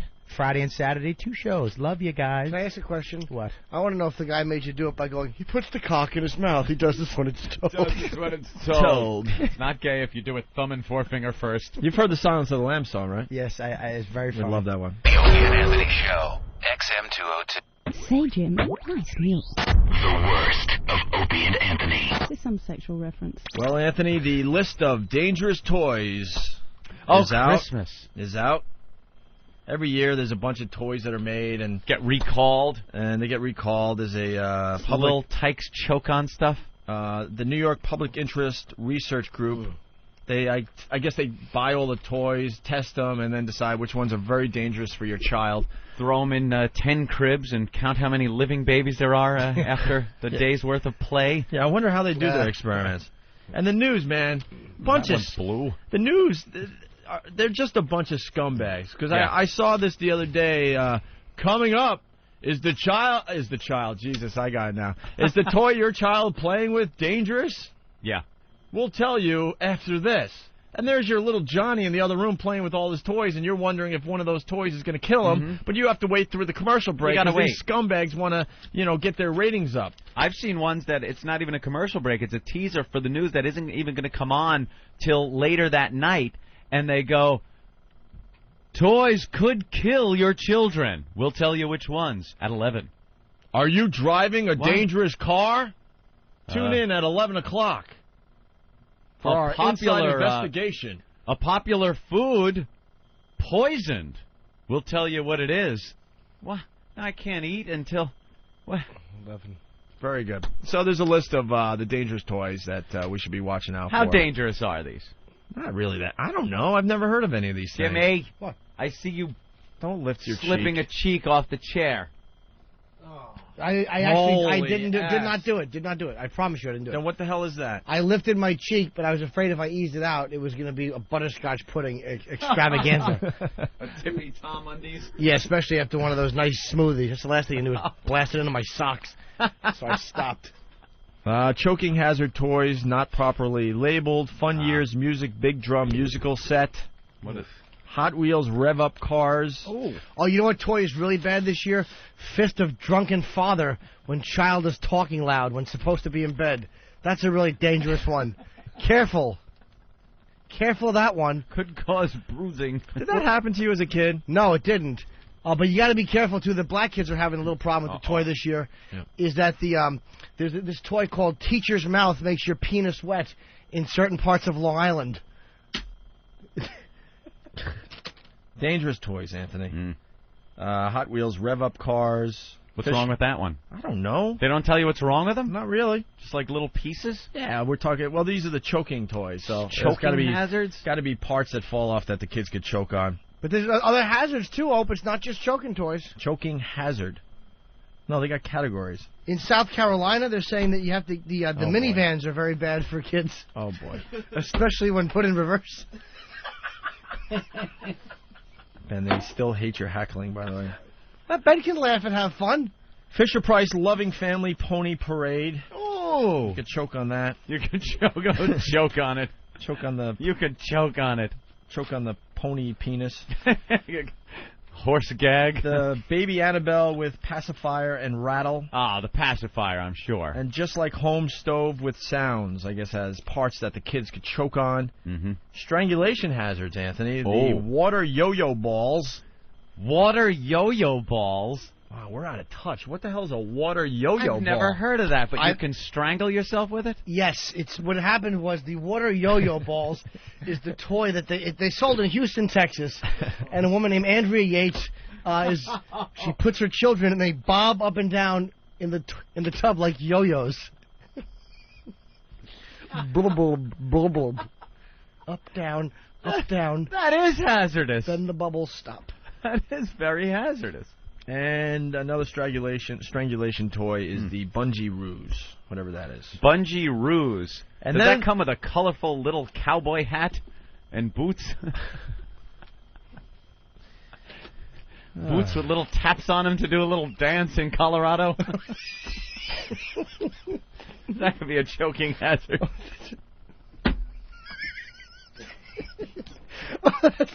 Oh, by the Garrett, little blonde wispy hairs not included. Oh my God. We are never getting listeners. No. Oh, come on. It happened years ago. Yeah, You please. can talk about it now. I didn't tell her to look that good. There's a problem now with the new Joel Steinberg play toy set that they say that the handcuffs are hazardous and radiator not included. Oh, like the little Katie Beer's dream house. Underground dungeon sold separately. Oh. Or the Etan Pats hide and go seek game.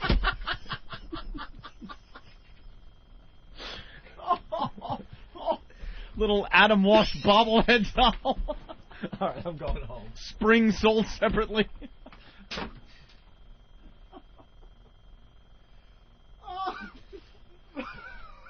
Okay, maybe I went too far with that one. Oh, God, that is horrible. I knew that one was going to be tragedy. Good news, though, what Anthony. was sold separately? The spring. Torso not included. Holy shit. Oh, that's awful. Oh. Anthony, this just in, Booby Man from Brooklyn. Yeah. A lot of the children's toys are Steve resistant, so that's good news. All right, very good. Oh. No, this would be really awful right here. You don't even want to joke about that too soon. Oh, no. Too soon. It only happened 2 No, days you ago. can't. Here's a little rule in comedy. You don't make fun of something before the dental records are back.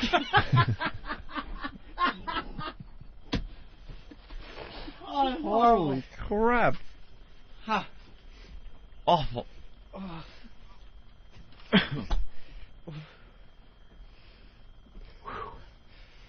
Oh. What is this? That's a yo-yo ball. Oh, the yo-yo balls? Yeah, I thought I've seen these things. Okay, yeah. It's like a nephew rubber and niece. ball. My nephew and niece have these. On the end of a rubber bungee thing that you put on your finger and use like a yo-yo. These things are actually addicting. They're kind of cool. They have soccer dangerous. balls like this almost. Yeah. That you tie around your waist. Seriously, I'm not even joking. And you kick them, and they teach you how to like kick a soccer ball with the Wouldn't long. it snap back into your nuts? It's not. It's not necessarily a rubber string. It's more like a regular. Oh, got ya. All right, Anthony. There's also excessively loud toys. Oh, for the little tots that have their ears that are still developing there. The Barbie Princess musical CD boombox and the Elite Operations M1 tank from Jeffrey Inc. Little loud. And then potentially toxic toys. There's a couple that made that list. Toxic. Hello Kitty Star Glitter nail polish and Sculpey oven baked clay.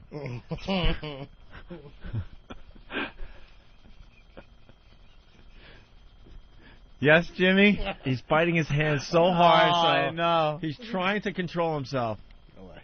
No way, he says. See, Wow, even Jimmy he's got has a line. He's got a line. Just, people, Just think of some of the things Jimmy has said on this show, and there's something in his head right now that he deems too offensive to say. Just think of how horrific that must be. Well, I think the listeners want in. They want to help out the parents out there. Yes, right. Nick in Michigan.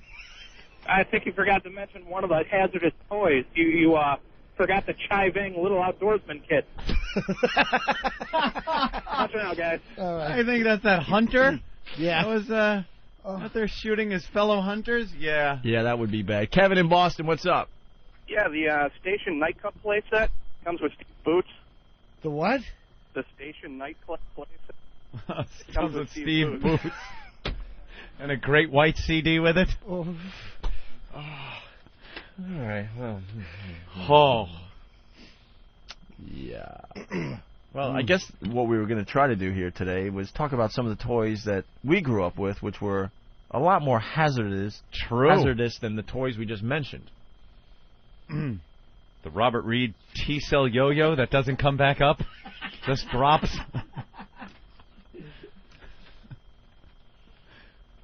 The little Matthew Eapen baby shakes a lot. Wow. British nanny not included.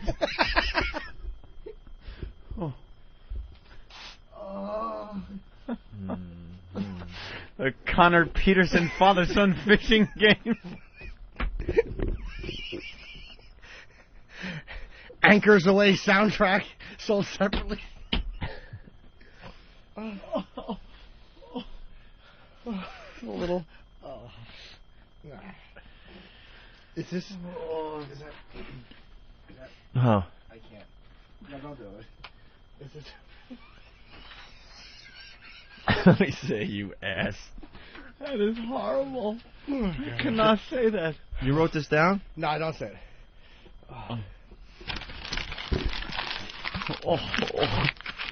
Yeah, too soon. Yeah. Too soon. You're right. Rule of comedy. Don't make fun of things until it stops smoldering. All right. My first lava lamp cooking set.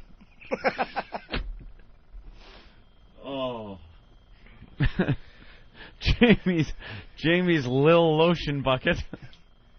Who? That's the girl that was in the well. Isn't her name Jamie? Silence of the Lambs? No, it was Karen. Karen, Freddie. Jamie was Jamie Gum was him. Yeah. James Gum. Oh, then I guess it would work for that too. All right, yeah. But he was more Buffalo Bill. Yeah. But Jamie, that's the guy who actually knows the movie. Nice try, Freddie. Case from Brooklyn, the Bethany Hamilton surfboard, arm not included. Thank you for that. Mormon from D.C., the Christopher Reeve rodeo playset. Yeah, I like the Christopher Reeve My Little Pony. Mikey Biggs from Long Island, the Shelley Long relationship game, pills not included.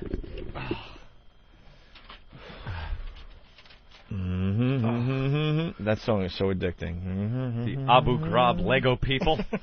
You stack them up. People are horrible. Let's go to Steve. Hey, how you guys doing today? What's up, Steve? I got one. Well, actually, I got two. The first one is the Little Doggy Company's portable radio for children, known to cause back strain and herniated discs while moving it from place to place. Very good. The other one is the Jeffrey Dahmer kitchen set, hands not included. He likes it. He's laughing He just laughs at it. having his own thing. Tony from Chicago, what's up? Hey, what's up, boys? Hey. You left two gifts off the list there. The first one's the Joel Steinberg Louisville Slugger, and the second's a Susan Smith child safety seat. Not bad. We did both of those references already, but they're not bad. John from Denver? John Benet Ramsey dress up in bondage kit. Oh. That is rough. Mike in Allentown. Hey, how's it going? Home of the Bear Man. They're on down here. Right. The one that you guys left out is a Siegfried and Roy Lion Tamer kit. I'd like to know who Siegfried and Royd are. I know. It's Siegfried and Royd. All right, so when we were growing up, the toys were a little dangerous, right? The Noreen Shatner snorkeling kit. Yeah. Can't remember any of the toys that we grew up with anymore, but we're talking about like lawn darts. Very dangerous. Now they showed some dangerous stuff. I think those yo-yo things that you just were talking about. Yeah. That's like a strangling hazard. Sure. Because it's some rubber. I don't know. Stretchy it's a rubber thing. stretchy thing on the end of it. It's like a rubber bungee, and on the end of it is a rubber ball. So I guess if you wrap it around your neck, you could strangle yourself with it. But it's nothing these days compared to what they used to sell as toys and not recall as kids. These things weren't recalled when we were kids. They were out there for us to play with and be endangered with on a daily basis. Lawn darts. Huge, giant darts. Well, lawn darts, they weren't dangerous until you started making up your own games. No, because the game itself is dangerous. It was played like horseshoes. You had to I guess throw the darts at each other. You were at opposite ends of the yard. Well, you would stand behind a little circle on the lawn. Yeah, right. But kind of dangerous. But, you know? But see, we started like getting brave and standing in the circle, things like that. In the circle, throwing them real high in the air so Yeah. you could barely see where it's coming down. Right. Yeah, those are pretty dangerous. I don't think they make lawn darts anymore. A lot of kids were impaled by the lawn darts over the years. Now they make safe lawn darts or something. You know, it's made out of rubber, the whole thing. Doesn't have a point on it. Had a big metal spike that would go like 6 inches into your skull if it hit you. The other one, my favorite, Click-Clacks. Remember those things? Oh, They were glass balls on the end of strings with a little loop to hold on to. And what you would do is kind of tick, tick, tick, tick, tick them together, get them going, and then really start wailing so they meet at the top and the bottom. And they would just sometimes explode, sending shrapnel like you were in the Nam, like a claymore went off. Or you would smash the side of your head too. Yeah, if you did them wrong, you could smash yourself in the temple with it. One I used to love was super elastic bubble plastic. Remember super elastic bubble plastic? Yeah, you blew like bubbles or something. Yeah, you blew these big bubbles. It came with a tube, this lead tube, like a toothpaste tube, full of this chemical that I'm sure was just the most toxic stuff ever. And you would put a blob of it on the end of a straw, and then blow into the straw, and it would blow this big balloon thing up made of super elastic bubble plastic. The problem was, when you were blowing into it, it was fine and dandy. But if you inhaled, like you took a breath to blow more air in, and some of the air that was already in this toxic plastic balloon went back into your lungs, could be a problem. You'd start hacking like you had tuberculosis. And God knows what kind of disease you'd get from it, because it was something from DuPont Chemical, I believe, put it out. Are you sure? Yeah. I remember reading about it. I wonder why that's not around anymore. Highly toxic, but kids would. What kind of cancer is that causing? I remember a kid down the block would chew on it like bubble gum. Holy God. He'd chew on it. Super elastic bubble plastic. And then there was Incredible Edibles. What was that again? They would give you this big monster factory, or a bug factory it was called, and you would take these metal plates and put this goop, they called it goop, in it, and then you'd slide it in. It was almost like a miniature easy bake oven kind of thing, but it would use metal coils to heat this thing up to 1 billion degrees or so, and then they'd give you this metal clamp that you would precariously put in the plate and pull it out. Now you're holding pretty much a branding iron on a 6-inch fork. And if it would touch, which it would all the time, touch your hands, you'd smell burning flesh, and you'd have these angled metal burn marks in your hands. This was a toy for kids. It plugged in, it was hot, and then the bubbling little goop that you put in would cool down, and you'd have a bug. It was like this plastic bug, and when you you could eat it. And when you ran out of the goo, you started melting your crayons, right? Crayons, yeah. I'm putting those in there because the oven got so hot it would melt anything. But you were supposed to eat this stuff, and you never knew what it was. The goop came in these plastic tubes. Again, some kind of chemical that solidified after you heated it and let it cool. And then you'd eat it. Look, I'm eating a bug. You had a lot of edible stuff when you were a kid, and you just didn't know what the hell it was. Chris from Jersey, what's up? Yo, man, what's going on, guys? Hey. Hello, Sweetie Norton. Hi, fella. Welcome to the radio program. I hear you. The worst toy, and they still fucking make it, is that Light Bright. You know what I'm talking about? It was like a white box, and it came with like 1,000,001 little plastic pegs, perfect for choking on. And I put the little frame over it, like the little plastic, the paper thing, and you poke the pegs through, and they light up because this thing lights up with a bulb that gets to be about 9,000 degrees, and they still make it. It's still in the stores. I can't believe they haven't pulled it. You go to Toys R Us, it's there. Light Bright, making things with light. Right. That was the song. That's the one. Yeah, you'd put in these little, and I'm sure those are a choking hazard, those little pegs, and you'd put them in the various colors, and it would... That's a little dangerous. David from Jersey. What's up, David? A lot of calls from Jersey today. Hey, David. How you doing? You suck. Thanks. Thank you, sir. Right. Okay. I got two for you guys. It's NYU base jumping kits. Not bad. And the Chandra Levy hide and seek and seek and seek and seek. I thought you were just stuttering. Good Very one. good. Nice. Hey, that's good. All right, Norton, you rock, man. Thanks, fella. All right. Charlie from Newark. What's up, Charlie? What's up, O&A gods? What's going on? You forgot a game. Huh? The Kirstie Alley Hungry Hippo game. Hungry Kirstie. Greg from Kansas. You hit her on the back and her fat mouth opens and grabs something and pulls it back in. You punch the small of her fat spine. Greg, what's up? Hey, they still sell that plastic bubble stuff down here. They've got a safety mechanism on the straw where it only blows one way where you can't inhale it. Oh, you can't inhale it anymore? They put a Right. little one-way check valve in the straw here. Great. Of course they still sell it in Kansas. No, it's in Texas. What? What Texas, I think. Oh, Texas? Texas. Oh, it said Kansas on the line.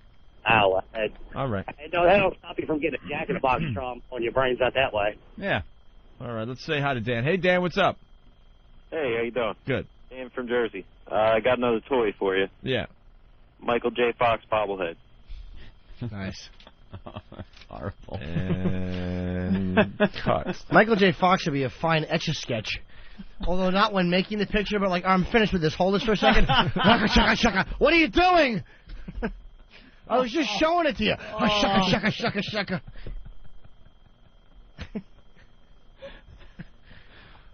Try to show him your etch-a-sketch, and he just ruins it.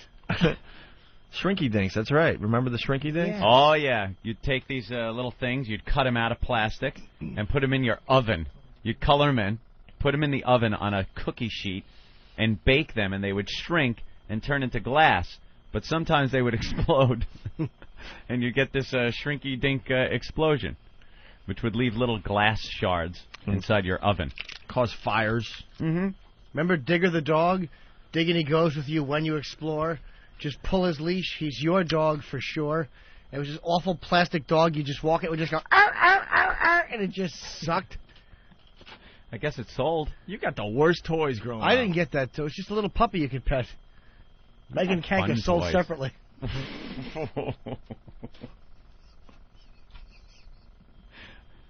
That is really awful. Jim from Center Reach. Hey, Jim. Hey, how you doing? Good. How about the Rock'em Sock'em Master Pobots? You guys suck. We're moving on from the Master Poe thing. Please do me a favor and move on from that. Thank you. Thank you. All right. We should. I used to get beat with the Hot Wheel track. Hot Wheel track, yeah. Yeah. Yeah, that was the other thing growing up. The parents would use our own toys to beat us up. How degrading is that? I definitely got some spankings with the Hot Wheel track. Hot Wheel track, that orange length, that 3-foot length of track. Upper legs, wham! They could leave two different welts. The bottom welt, which would give you the little notch that you used to put the little tongue into. To the notch you'd put the tongue in to stick the tracks together. Or they turn it upside down where you get the two thin rails from the top of the track to leave two really nice welts. Look like cuts. I like color forms when I was a boy. Another dangerous choking hazard. I would smell them, though. The plastic always smelled good when you first open them. Oh, that's right. I forgot about that. You peel back the color form. And you smell. I'm weird with the smell of a brand new set of color forms. Fantastic. That was very nice. When you smell new books, right? You got to smell a new book, especially with shiny pages. I'll smell one. I always hate when my face leaves grease on the page. But do you ever only smell the page once? I can't smell it more than once, or I feel like the smell is gone. It is. Right? Like the little dittos you'd get in school when they take one and hand it back, hand the pile back, and you'd smell it. Yeah. But then, alas, it was gone in a second. Yep. Once you smelled it. Yeah, dittos. I used to smell. We so need to take a break. Why? Who's on the hotline? Someone's calling in. Oh, the Mabel King jump rope. Or you can pick up the Rich Voss speak and spell. That's hilarious. Mabel King's jump rope. That's a good one. Who's on the hotline, Ope? I don't know. I'm still waiting. Who? Big Kev. Hey, Big Kev. Hey, what's up? What's up? You guys didn't talk about BB guns or disc guns or... Yeah, those were toys as a kid. They would give you BB guns. You can't get a BB gun anymore. Well, you can't just go in and buy one. You know, like a kid can't go in and buy one. You have to have an adult. You have to have an adult with you. Exactly. But as a kid, you used to be able to just go in, buy a BB gun, go in into Every the woods, little kill mom everything, and pop store, shoot your friends. How old were you when you got your first gun, Anthony? First gun? 12? 12 or 13. Yeah, pistol. Got 22 pistol. They once bought me a rubber band gun. Ooh, I know. That's badass. We had different childhoods, I'll tell you. I said, give me the gat. Let me show you where it's at. I was only allowed to shoot it in the backyard by myself. That was a lot of fun. Shoot it in the backyard by yourself, and it was a rubber band gun? It was a rubber band, rifle. So, you stretch the rubber bands, far enough back. And you were told to, hey, now, be careful with this. Oh, yeah. The rubber bands we're talking. Oh, yeah. Oof. And then there was a mechanism where the rubber bands would stretch even more after you got it loaded. So they would go pretty far. Oh, I bet. Yeah. Wow, that sounds quite dangerous. I never heard of something that could work as a weapon and also help ponytails stay in place. All right, Kev, thank you. See ya. Bye. The Reginald Denny Pinata set. Wow. The worst of Opie and Anthony. The worst of Opie and Anthony. Lo más mal de Opie and Anthony en XM202. All right, so what's up with the Lacey Peterson song? So what's the deal? I'm serious. Is this a real Lacey Peterson song? Or yeah, no parody. I just want to see what kind of drivel. Who is this person? His name is Tony Handy. He's 50, which means he's a failed songwriter, right? A failed performer. Everyone has been moved by the events as they unfold, said Tony Handy. As the story went on, I wanted to get more involved. Great. Of course you did. He wants to capitalize. This is like the bands right after 9/11. Oh my God! Almost as tragic as the event itself were the songs that came out after 9/11. Every band, every bad singer decided that they were going to pull the country together in song after 9/11 and really put forth a song that could capture the emotions and what we were feeling. Ugh. All of them sucked. We actually played a bunch of them on the air and tried to figure out what cornball lines they were going to try to rhyme with another. You just hit the nail on the head. Because there was two guys that actually wrote songs, and it also says both men previously wrote musical tributes about other tragic events. Strand, a guard at Dual Vocational Institution near Tracy, composed "Song for America," a patriotic folk song, 4 days after September 11th. 4 days. Oh, they just want to be involved, and they want people to look for them as passionate artists. Yeah. And you're all over 40 and you failed performers. Miserably. Failed. Those songs, they were rhyming like, I don't know, shame and plain. Tower and power. Tower, but we have the power. Oh, and we were just sickened.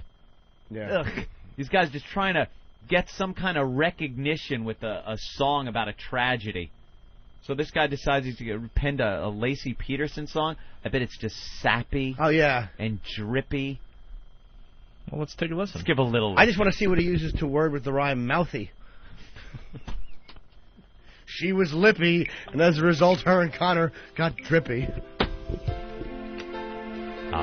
Starts off nice.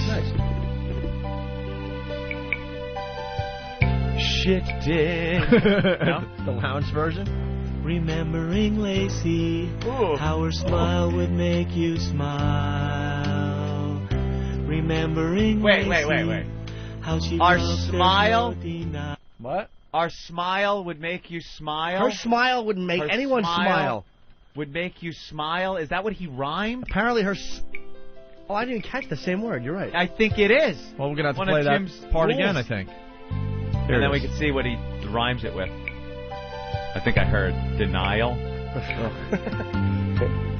Remembering Lacey, how her smile would make you smile. Remembering Lacey, how she loved, there's no denial. Now the angels hold her gently, and little Connor's with her too.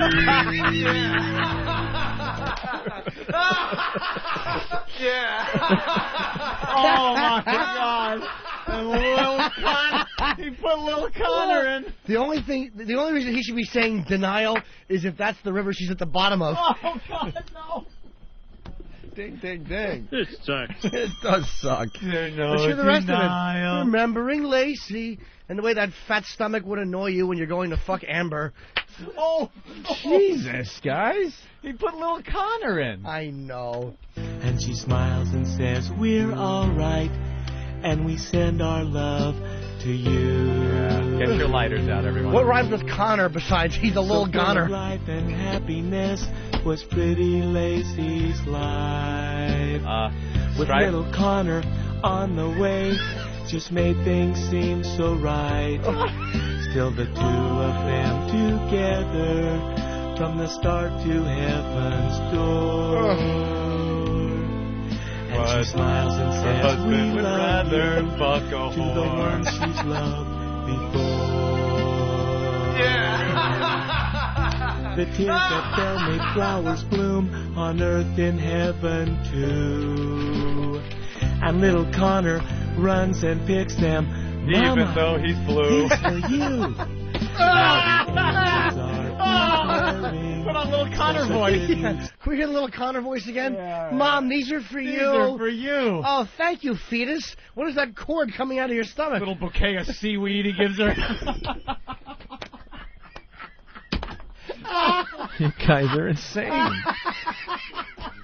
I am convinced you guys are insane with this. Okay, this is drivel. Oh, Mom. Made flowers bloom on earth in heaven too. And little Connor runs and picks them. Mama, these for you. Mama. Now the angels Why does he talk like Rod from What's Happening? Little wigger. Yo, moms, these is for you. As you gaze into the heavens, look, the Lacey Connor star. How about the Lacey Connor bully? Shut up! Remembering Lacey, how her smile would make you smile. Remembering Lacey, how she loved, there's no denial. Now the angels hold her gently, and little Connor's with her too. Turn it off! And she smiles and says, we're alright, and we send our love to you.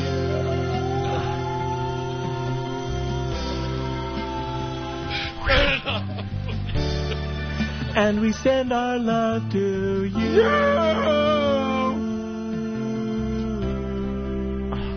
That is awful. Wow, that is horrific. Hey, can we get one of these guys on the phone for Monday? Is that possible? Oh, That we played the song. I think we should interview one of these guys. Yeah, we want to see what Can we do that? he's all about. That's the only one? Oh, God. That isn't on the song. Great ending. Oh, that's Oh, that is hilarious. Oh, a little bouquet of seaweed. One body enter, 2 bodies leave. Oh, is that horrible? Yuck. Mama, these are for you. Oh. That is everything that's wrong with music. Rod Stewart shit dick. And AIDS and Scott will kill you. Oh, he's awful. Thanks. Wow. XM202. We got the Lacey Peterson verdict. Oh, Lacey Peterson verdict. The Lacey Peterson verdict. What is she accused of besides being mouthy, which she's been convicted of? Her verdict is, yeah, you're right. Sentence has been carried out. That, by the way, that thing you were looking at on your computer was just hilarious and revolting at the same time. Some mutant decided to make a wedding invitation. Is this on one of our websites? I don't know. God, what creeps we attract. The Ramseys and the Petersons cordially invite you to the wedding of Lil Connor and JonBenet. Adam Walsh, parentheses, with or without his head, will be honorary ring bearer. And it is a photoshopped picture that is disgusting. It's got JonBenet's head on a bride's body. Some type of only looks to be a submerged baby head on the groom's body. And then there's the Petersons and the Ramseys. And what's the best part is look in the guy's left hand. Yes, in Connor's left hand is what appears to be Adam Walsh's head. And the one woman has her arm around the boy's chest, and he's headless. Yes. That could be the most repugnant yet enjoyable thing I've ever seen. I mean, he obviously put a little work into it, research, some Photoshop skills. But work. you should slap that together in 5 minutes. You should have nightmares, you disgusting man. That was rough. Nightmares. I hope you have nightmares. Wendy, what's up? Hi, I have song intro ideas. Song intro ideas for Noah and Eric? Yes. Okay. Noah, definitely Sex Machine, James Brown. All right. And for Eric, of course, Jungle Love, Morse Day in the Time. Oh, Morse Day, yeah. Oh, okay. We might have to. Yeah, I know that song. We'll have to try that out and see if that works.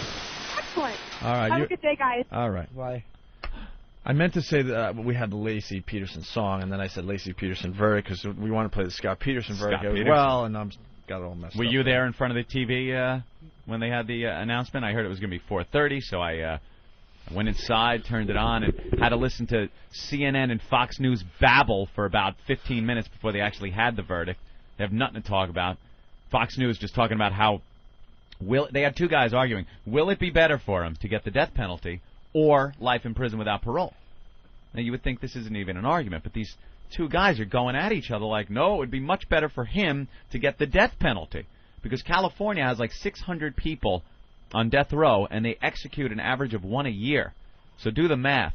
It's going to take a little while to get to old Scotty Peterson. I don't think they'll ever kill him. They won't. California is very lax. They have the death penalty, but like New York, just don't use it. Well, they said in the paper today the death penalty is way down across America. Yeah. They're barely using it these days. It's because, they appeal it. The lawyers get in there. Right, the red tape. And a lot of red tape. So he's looking at about... Like, we have the death penalty here in New York. Oh, we don't use it. We've never used it. No. How long has it been in... It's been a while, but you know what it is? It's different because we have prosecutors that won't even try to get it. Robert Johnson in the Bronx won't go after it? They won't even try. Like, at least in California, they're like, yeah, get this guy the death penalty. They give it to him, but then it takes forever to That's how they execute satisfy some of the voters. You know, they want the death penalty, but they give the voters the death penalty, but then they don't tell you, well, we're never going to use it. We're never ever going to use it. But we have it. Yeah. How long have we had the death penalty in New York? Someone could help us out on the instant feedback. I 10 guess years? since Pataki got in. So how long is that? 8, 10 years? I don't know. Cuomo was a staunch anti-death penalty faggot. The whole death penalty thing is a joke at this point. Oh, I know. If you have it, use it. What they were saying with Scott Peterson is he could be in there a good 20 years before he even got the death penalty, if ever. And during that time, if you're on death row, you're in solitary confinement. You're not in the general population. You spend all the hours in your cell. You get a little time out that's supervised, and that's it. The only contact you have is through yelling back and forth to other death row inmates. So he's safer. How do you live on your death life row. like that? it's something you should think about before you dump your wife into the drink. I don't mind if they scrap the death penalty and just give people life in prison without parole. I'm kind of cool with that. I don't know, because it never, ever seems like life in prison without parole. Something always happens, and years later, they're old guys, and, you know, they decide, oh, you could let them out. You know, life in prison without parole doesn't mean that somehow you can get off. You know, the governor or the president can pardon you. Things happen. And these people should just be wiped off the face of the earth. I agree with you. I don't disagree. I don't think it's cruel and unusual like the ACLU says. I don't have enough faith in the fact that nobody innocent will ever get it. That's my only problem. It's not a cruel and unusual issue for me. I don't know. If you have money, you can, like OJ. We all know it was a racial thing, but he had the money to afford. If you have the money to afford certain type of experts and certain type, you understand? If everybody was getting the exact same defense, I wouldn't have so much of a problem with it. I don't know. All the death penalty cases I've ever read about, it certainly seems like they're guilty. But then again, you have these guys. Most of them, I think, are. But then you have these guys that go after people that are not like legally innocent, like people not technicality innocent, but people that actually didn't commit the crime, and they're fighting to get them off death row. And they say that a lot of times the courts don't even have to hear the cases because the evidence came in late or some bullshit like that. That's what bugs me. Those little technical glitches. Yeah, where you're actually innocent and it can be proven, but some DA doesn't want egg on his face, so they fight to keep the evidence out. That's what kind of bothers me. Or prosecution. I've never seen that on a death penalty case, though. Yeah, there's plenty of them. I've seen it in cases where the guy's been sitting rotting in prison, and perhaps he didn't do that crime.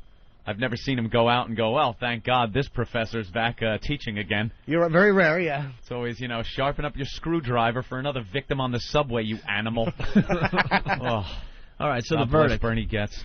Dude, we got to get him in here. I love Bernard Getz. We're trying to get him in here. Love to have him on the show. I don't know. Well, maybe that one will happen. Tom Cruise didn't happen yesterday, but maybe we'll get Bernie. I'd rather have Bernie Getz. Oh, true. Yes. The Tom Cruise interview would have been a waste of time. No, it would have been a lot of fun, but it's not like Tom Cruise. Just so we could say, hey, we had Tom Cruise on our show? Yeah. What kind of radio is he really going to give you in the end? Not like Tom Cruise stood over an animal, pointed his gun, and said, you don't look so bad.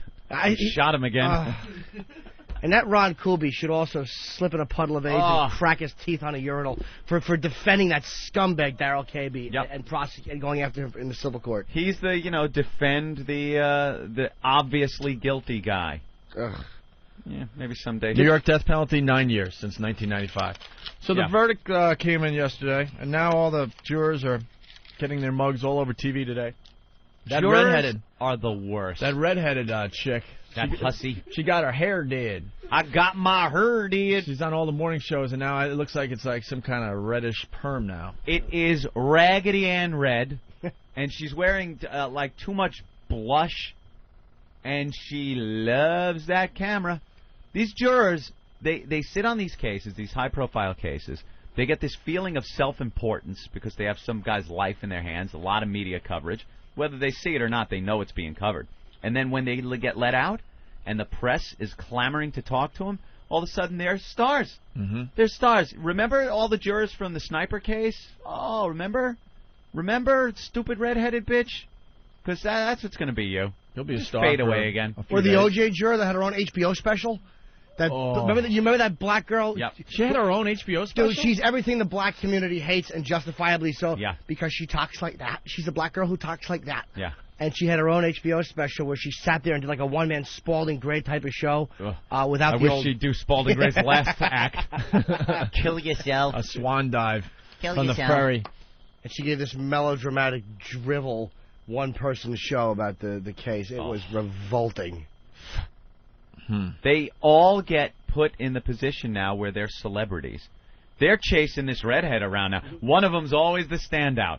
During the sniper case, it was that black guy with the Aaron Neville stuff all over his head, and he was the one. And then they find out that, he had all kinds of problems with the law. These people ought to shut their yaps if they're, they just slink away somewhere. And now it's the redhead. They're chasing her around like crazy. And that other guy, too, with the short hair. Yeah. That was sitting right next to her. Yeah, this guy. He's on TV right now on Fox Steven News. Cardosi. What, Steve Carlisi? What? Well, we thought he was guilty because... Our own Steve was a juror? The juror with the flaming tie. So here's the verdict as it was read yesterday. People of the State of California versus Scott Peterson. We, the jury in the above entitled cause, fix the penalty at death. Dated December 13th, 2004, foreperson number 6. Good. And number 6, is that the unanimous verdict of the jury with respect to the penalty phase? It is, Your Honor. All right, Mr. Garrett, you want the jury call? Yes. All right, would you call the jury, please? Ladies and gentlemen of the jury, please answer yes or no as I call your juror number as seated and ask the following question. Was the verdict as just read your true and individual verdict? Juror number 1? Good morning. Juror number 2? Dylan! Juror number 3? I would like to just get to know you. Juror number 4? Hello, cutie pie. Juror number 5? How are you? Juror number 6? I'm a cop, you Juror idiot. number 7? It's time now. Juror number 8? Nipples. Juror number 9? There is no but. Juror number 10? It's not a Juror number 11? Now we're going to do Juror some. number 12? Now we're having fun. Your Honor, the jury has been polled. Almost. You almost pulled it off. You almost pulled it off. Some of them are a little long. I could have helped you a little if you gave me some eye contact, dude. I was ready to slow down for you. Bitch. I was ready to slow down for you. You went nuts. Quiet. I know, I'm pressing buttons like a madman. You almost had it. That was funny. You started sweating. You were trying to. You were like Lucy in the chocolate factory. You couldn't keep up anymore, man. There's that fat creep on TV now. Oh, there she is. And she's wearing a pink clothing. She's doing costume changes. She wasn't wearing that earlier. No, that's yesterday's footage, because now she's got her hair permed.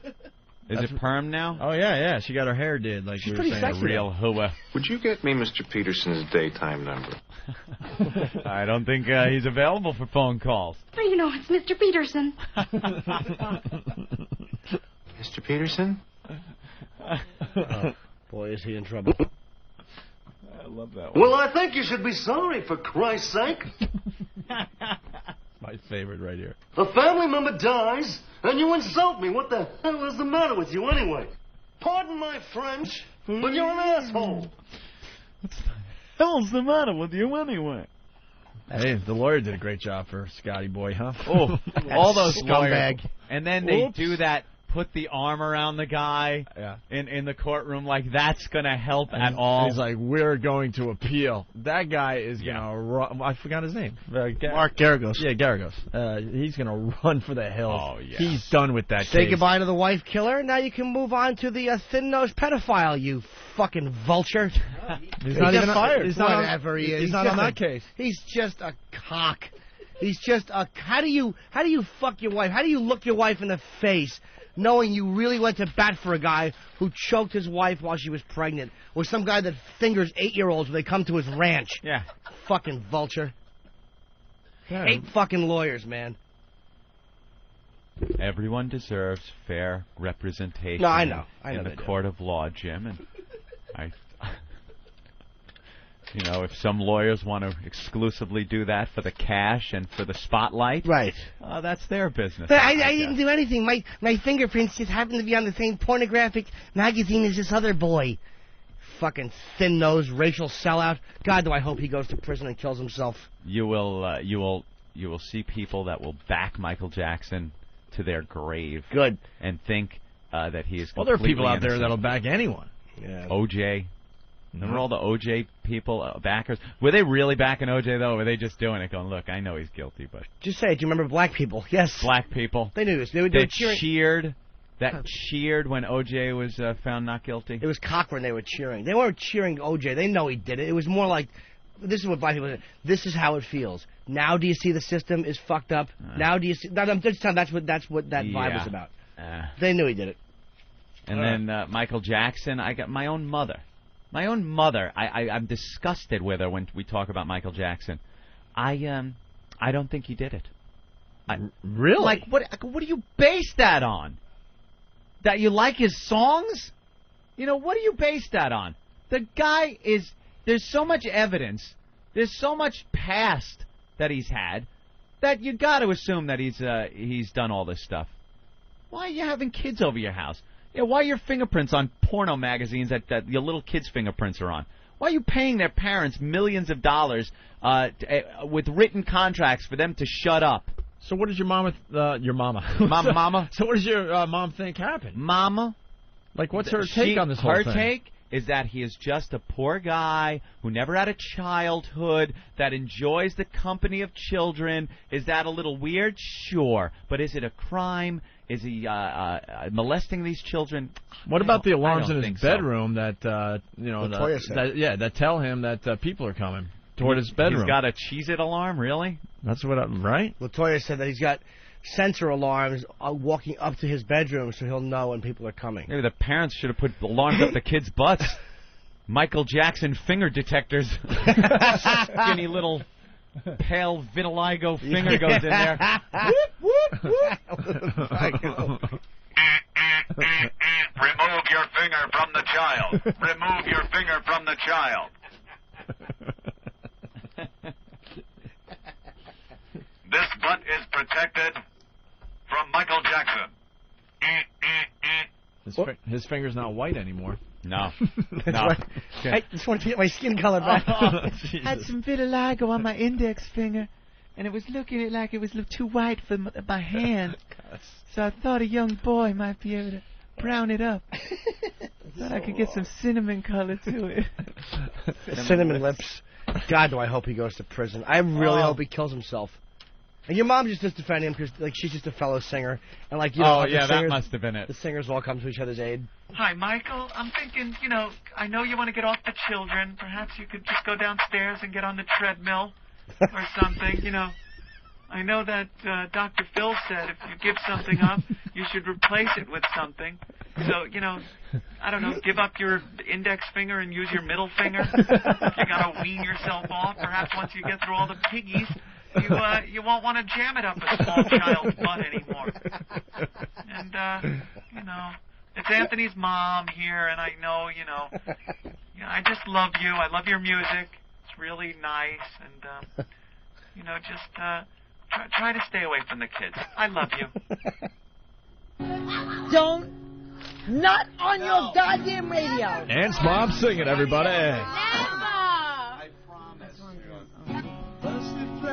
Baton Rouge, waiting for a train, and I'm feeling illustrated as my jeans.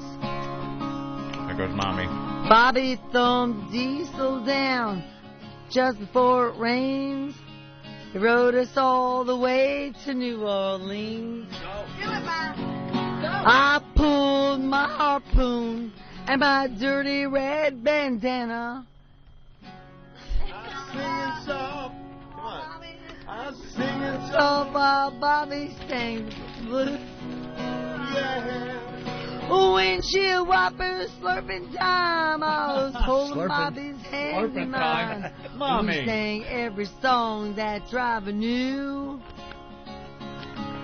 Freedom's just another word for nothing left to lose. Shut up! You shut up! Nothing. You shut up! Don't. Shut up! Shut the fuck up! You shut up! Shut up! Feeling was good enough, Lord, when he sang the blues. Feeling good was good enough for me. Shut up! Shut up! Quiet. Good enough for Stop me whining. and my Stop Bobby whining. McGee. Stop it. Stop it. You lack discipline. Shut up! Quiet. From the Kentucky Quiet. coal mines Shut to up. the California sun. Shut up! Hey, Bobby, share the secrets of my Shut soul. up! You shut up! You shut up! You shut Through up! all You shut up! kinds of weather, Shut through the everything fuck up! that we've You shut done. up! Hey, Shut Bobby, baby, kept me from the cold. Yeah! One day up near Salina, Lord, let him slip away. He's looking for that home, and I hope he finds it. But I trade all up Turn it off! for a single yesterday to be holding Bobby's body next to mine. Freedom's just another word for nothing left to lose. Nothing. That's all. Shut up! You shut up! You shut up! You shut up! You shut up! Feeling Shut up! good was good Shut the enough, fuck up! Lord, You when he shut sang the blues. Shut up! Feeling good was good enough for me. Oh, good enough for me and my Bobby McGee. La la la la la la la la la. La la la la la, Bobby McGee. La la la la la la. La la la la la. La la. Bobby McGee. La la la la. Okay, la la terrific. la la la. La la la, Bobby McGee. Okay, terrific.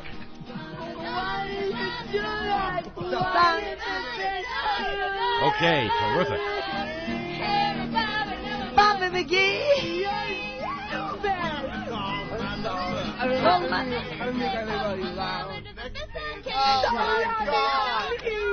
Okay, terrific.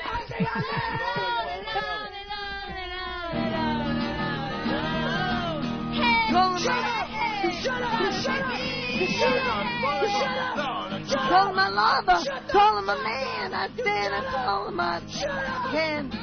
Come on, Bobby McGee, yeah.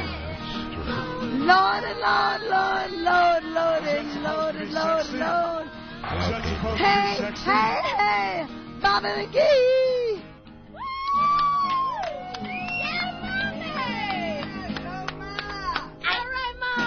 He was the greatest piece of ass I've ever had, and I've had him all over the world. Okay, terrific. It's over, Johnny.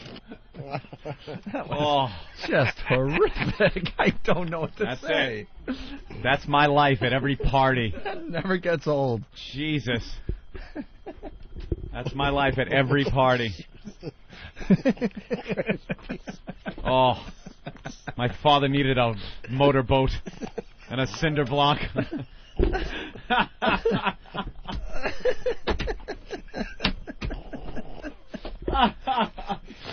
Oh, hey, Dad, what are you doing?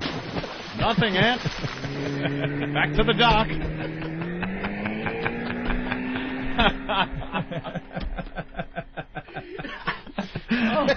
Dad, I thought we came out here to go fishing. No, Aunt, just give me a hand with this. It's a little garbage from the house. There you go. Wait, whoa, why are we going home so fast?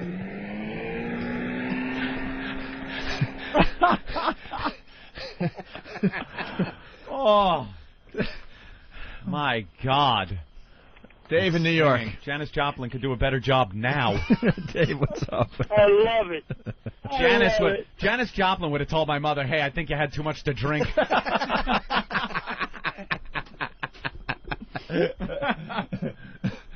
Oh, Dave? Yeah, guys, that was great. That was fantastic. Wow. It's something you got to be there. You got to actually be there to see the visual on that. Oh, yeah? Oh, yeah. Were you? What's that? Were you a guest at a party? No, I would have loved to see that, though. I would have loved yeah. to see that whole Bobby McGee thing. Yeah, it's pretty good. You ought to take it on the road. All right, let's go to Al in Cleveland. Hey, Al, what's up? Hey, guys, love the show. I just wanted to say real quick, I don't understand why Jimmy's so pissed at Jackson. You know, he's just trying to play with kids, and kids that play together, you know, they don't molest each other. Right, Jimmy? Well, that's a good point, sir. I had experience when I was a youngster, and I was a dirty boy. So if I was still into that as an adult, I'd be even a filthier boy. Right, but you were just a kid. Any adult that hangs out with kids like that, you're not Peter Pan. You're a scumbag and a predator and a pedophile, and I hope you go to jail and kill yourself. Wow. Nice. Mike from Washington. Yeah, just wanted to say, hey, what's up, you guys, and tell you a good joke real quick. What's All right. Michael Jackson and Kmart have in common? Oh, no. I think boys' pants half off. Yep, they both have little boys' pants half off. Hey, you guys have a good holiday.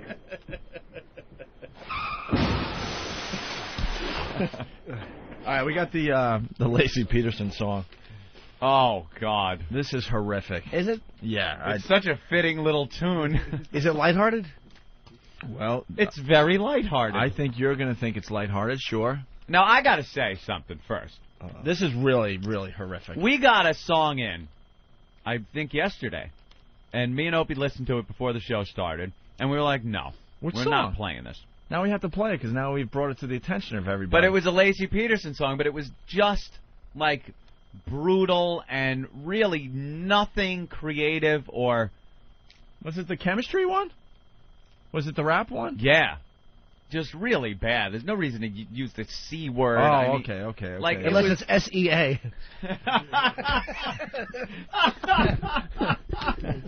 You're a quick motherfucker. Damn, is that funny?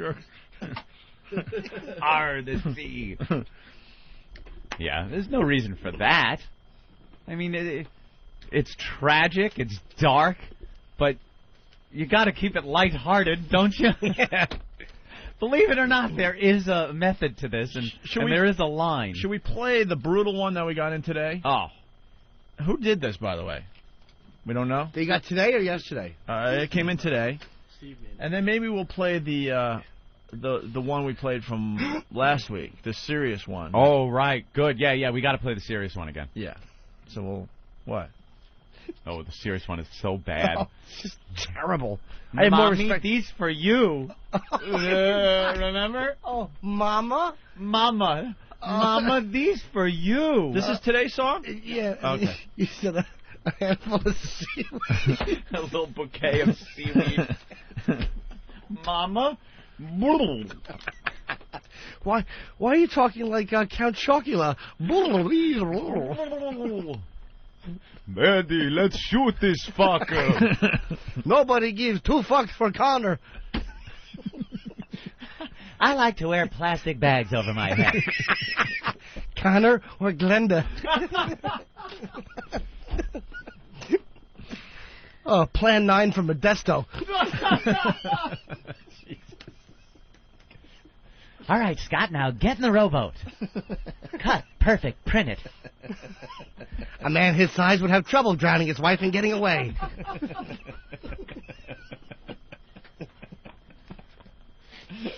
This is the murder they'll remember me for. I like to wear plastic bags.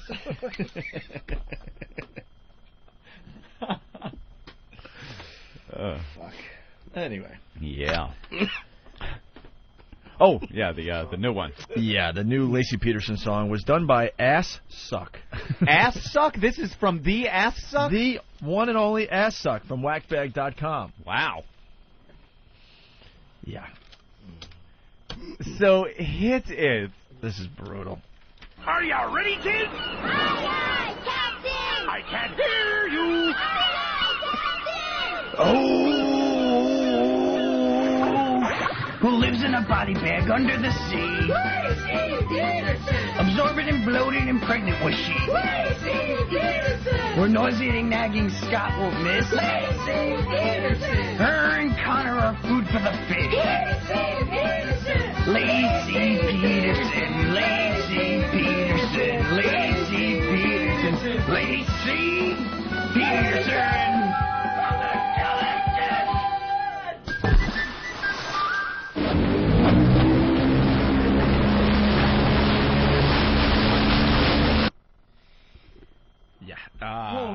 What a great motorboard. That's a great sound clip at the end. That is a good motorboat. Steal that one. It's a lot bigger than the motorboat I have. Great splash. Holy shit.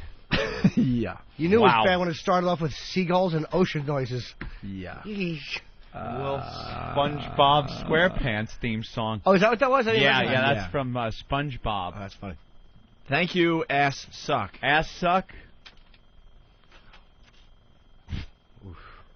Okay, horrific. Some of the early reviews are in. Oh, yeah, that was sympathetic. No, we're playing the sympathetic one next. That was a good parody, though. I mean, it wasn't dirty. It was funny. It's quick. You could understand the words. Absolutely. Yeah. Mm-hmm. I'm actually working on a song parody called We Sink Right Past the Yellow Submarine.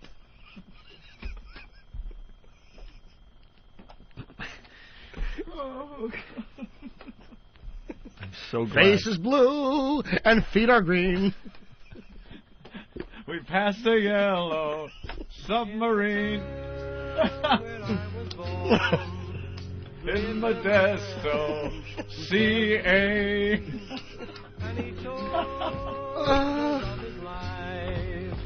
On the faithful Christmas Day. Ugh. That's wonderful. Play the, yeah. Feet of Green. Well, I wasn't going to follow. There's no way I was going to follow Feet of Green. I just couldn't. No. I'm so glad the verdict is in. Thank God. We will. Yeah. We're going to move on now, right? Of course we're going to move on. Absolutely. There'll be another horrible case. Michael, what's up? Hey, guys, how y'all doing? Good. Hi. I'm just glad that I'll have company in hell because I'm definitely going after laughing at that. Yeah, that was It was a rough one.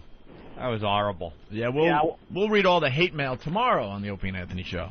I know you guys are great. Keep up the good work. All right, let's go to Josh in Utah. What's up, Josh? Oh my God, guys, that was the funniest fucking thing I've ever heard in my life. I almost fucking crashed. That was my $2 worth for the next 3 years. Punching out. There he goes. All right. Well, now let's play this beautiful song. This one is a tribute to Lacey Peterson, done by what's his name? Got a name Chemistry? on that? Face fuck.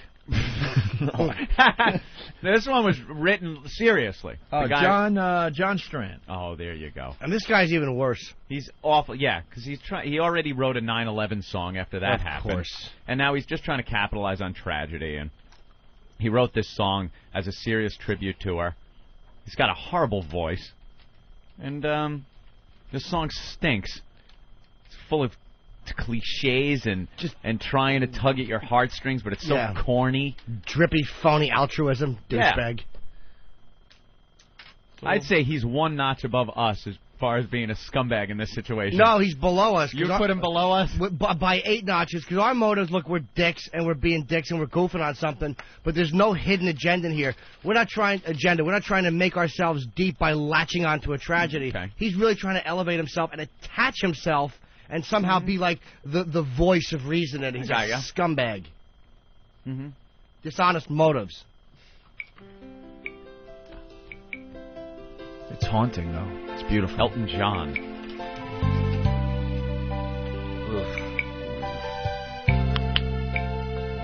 Wood block. Remembering Lacey, how her smile would make you smile. Good rhyming scheme, douche. Remembering Lacey, how she loved, there's no denial. Now the angels hold her gently, and little Connor's with her too. And she smiles and says, we're alright, and we send our love to you. As the fishes start to chew. So full of life and happiness was pretty Lacey's life. What? With little Her life was Connor full of life? on the way. What a dick. Just made things seem so right. Too bad she was a shitty wife. Two of them together from the start to heaven's door. And she smiles and says, we love you. As Scotty fucked that whore. Well, she says a lot with duct tape on her mouth, doesn't she? Tears that fell made flowers bloom on earth in heaven too. Here comes. And little Connor runs and picks them. Mama, these for you. Now the angels are weeping. What horse shit. Special tributes from afar. Yuck. The only thing he's handing her is placenta. The heavens, look, the Lacey Connor star. Lacey Connor star. Remembering Lacey, how her smile would make you smile. On your smile. Remembering Lacey, how she loved, there's no denial. Now the angels hold her gently, and little Connor's with her too. And she smiles and says, we're alright, and we send our love to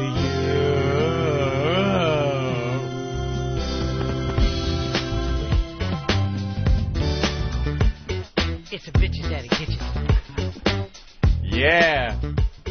It's the bitches that'll get you. It certainly is. And what she really smiles and says is, smile makes you smile. Oh, that guy. What is... an awful voice. Just Remembering Lacey. La, yearn. The Lacey star. Mama, these for you. He didn't say anything. He was a fetus. Stop presenting him like he was little Connor the child. I understand it's tragic. It's tragic. She was a pregnant woman. Let's not forget that. Oh, why are they treating it like he was... How is he convicted of murdering that also? Like, murder the wife, first degree, boom, death, kill him. Why do they have to add on that he killed a child? He didn't. I actually agree with that just because he's such a scumbag. Because I think they said that Connor could have survived outside the womb. That was the argument. Yeah, but a child isn't really a child till it comes out. That seems to be the law that that we're going by, that we've decided to go by in this country. That until it comes out, it isn't really, Well, women's groups actually, like feminist movement, actually agreed with you because they were afraid that anything that identified a fetus as having a right of some sort would chip into Roe v. Wade. But I don't think slippery slope can apply to anything. What happens here? What happens if a woman's pregnant? Something happens where perhaps she's injured and the baby dies inside her. Is somebody now responsible if they were responsible for injuring the mother and baby there, but the mother doesn't die? Could you then be brought up on charges of murder for the child? I don't know the technicality of that. I don't know. I honestly don't know. Because that would if you murdered her intentionally, I'd probably, yeah. Apparently you can be. Like if you punched her, I mean, if it was a car accident, you wouldn't be brought up on murder charges, but if you punched her, yeah. And the baby died, but the mother didn't, you could then be charged with murdering something that isn't really... It's a good question. I don't know. I don't know. But just because that technicality exists doesn't mean that such a predator who does that shouldn't be charged. You know what I mean? But that's something that has to be worked out. It just seems odd that they gave the fetus a little name, yeah. Which they do. I know people do that when they have kids, and that people are really kind of thinking of this like it's Lil Connor running around, Mama, these for you, yapping and talking and stuff. Well, fetus. I understand it's tragic and all, but let's all get a grip here. And let's be honest, he may have hated flowers when he was born. Who knows? Might have been allergic to them. And he may have been a bad boy and knocked her flowers over. Scott may have saved that family a lot of grief in the long run. A lot of stained rugs. Dave, what do you have for the show today? Hey, what's up, Norton and everybody? Hi, Dave. Yeah, man. Like that motherfucker knows or something, like writing a song about somebody he knows. Like, is that something you hear up on the church stage special or something? Yeah, the guy kind of wrote that like he knew her. Yeah. How does he know her love was no, Her love was no denial? No apparently denial. someone denied it. Scott denied it. Apparently her smile wasn't that bright. No offense. Somebody didn't like it, right? Yeah, that smile irked somebody. just a bit. You want to write about somebody's love and smile, write about Amber's. Apparently that was quite addicting. James from Illinois, what's up? Hey, that guy is so unoriginal. That tune is the Bluebell Country Ice Cream. What? Melody. Oh, is it? Yeah. He ripped off the melody? Again. Okay. He ripped off the melody from a commercial jingle. Wow. That's how pathetic he is. We're trying to get this jerk off on the phone, but of course he won't come on the show. Remembering Lacey. We got his number and everything? He won't come on? Jason come on. from Georgia, what's up? Hey, Jim, you're really unsympathetic about that faceless kid. I mean, now that... No, I'm not. No. What's that? The faceless kid you were talking about earlier. I'm not I actually felt really bad. I'm not unsympathetic at all. And I even said I felt bad saying it. I wasn't trying to be a dick when I was saying that. The video's up on opieanthony.com. It's I gotta say, it's horrific. I feel bad for the parents. Completely feel bad for them. I mean, the kid looks like it has a lot of love, and it looks like it's living, quote, a normal life, besides the fact that she doesn't really... Well, she has a face. It's just really effed up. You know those calamari things from Star Wars? Last Star Wars movie? Yeah. That's what the baby looks like. Exactly, with a little blonde wig on it. And So why did you say I was unsympathetic, sir? Remembering fish face. Why did he hang up? He hung up. I wanted to hear what he had to say. He probably heard what you said about the spade shovel and blamed me. Well, it did look like a divot. A little blonde wig on. Like you teed up on her nose and took a little whack. The Opie and Anthony Show.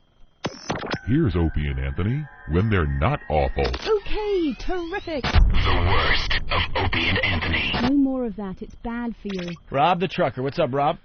Hey, I listen to y'all show, man, every day. I love it. And what I was gonna say was that you were talking about prison pussy. Scott Peterson's gonna be some prison pussy, ain't he? Yeah, probably. He'll be a popular guy.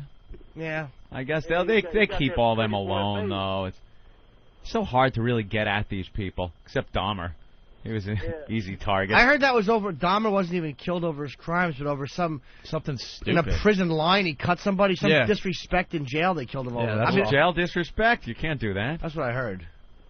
But yeah, I was watching the news and they said they did interviews with some of the prison inmates up there, and they said he wasn't gonna make it. They were gonna kill him. They always say that, though, but for the most part, these guys always wind up just doing fine in prison. Although they get their hands on him, the guy did kill his pregnant wife and baby.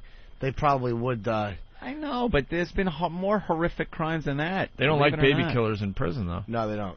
I mean, as much as we find it hilarious. Not all of we. Oh, yeah. It's a big... Most of we. It's a big fat we, all four of us. No. Most of we. I'm still trying to understand this whole thing. I'm trying to understand this obsession. There he goes. Merry Christmas, everyone. Merry Christmas. Wow, that came out of nowhere. Isn't that horrible? Oh, my God. Oh, that was a great The clip. sounds of Christmas Eve. No, you want me to play some Christmas? Give me a little Christmas song.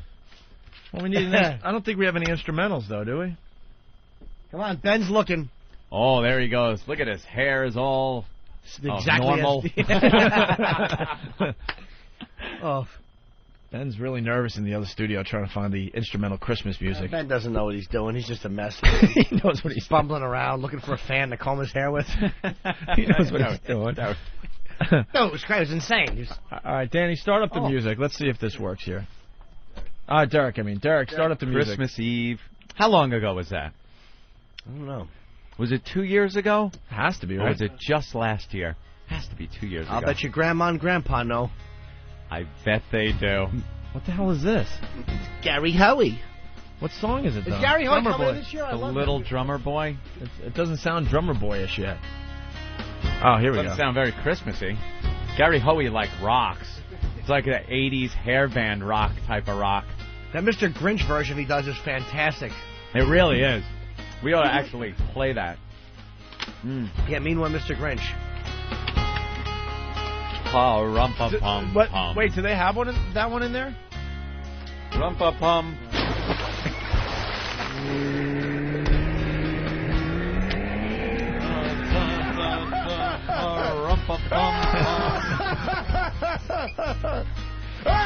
Me and my boat. Oh. Oh, man. Came back a lot lighter than I went out. Pa-rumpa-pum-pum. Won't have to listen to her bitch anymore. A rumpa-pum-pum. Give back those expensive baby toys. A rumpa-pum-pum. Won't have to put up with crying noise. Pa-rumpa-pum-pum. Return those Legos and buy a gift for Amber. I wish that would rhyme.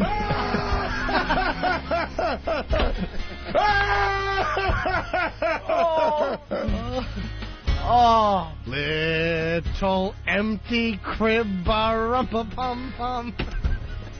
Grandma and Grandpa's tears, pa-rumpa.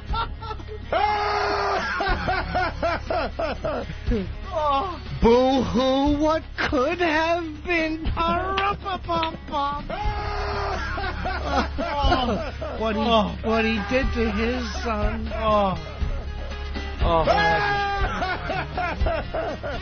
You can hear the splash, pa-rumpa-pum-pum. Hope I brought enough gas, pa-rumpa-pum-pum.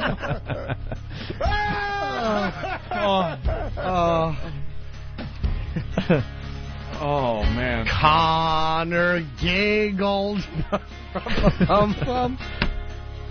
Little baby feet just kicking her tummy tum-tum. Oh, no. Oh. Oh. Pa-rumpa-pum-pum.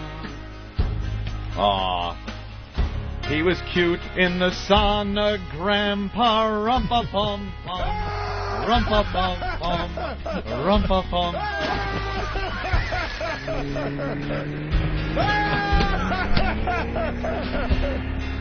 Oh. Oh. Now I say goodbye, pa-rum-pa-pum-pum. Gonna craft an alibi, pa-rum-pa-pum-pum. Oh, that is really awful. There he goes. Merry Christmas, everyone.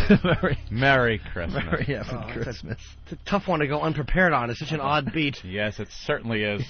Everyone, have a Peterson Christmas. Yeah.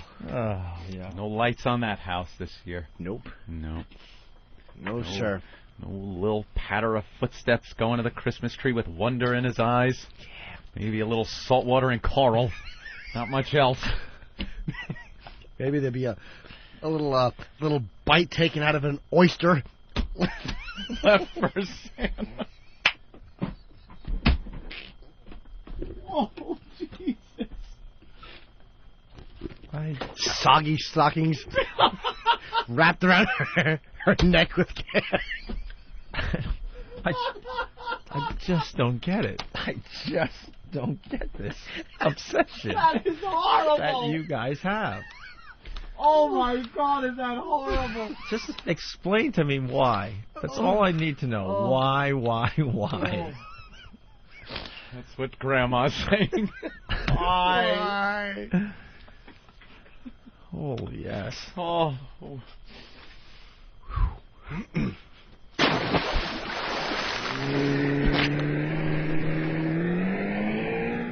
It's the worst of Opie and Anthony.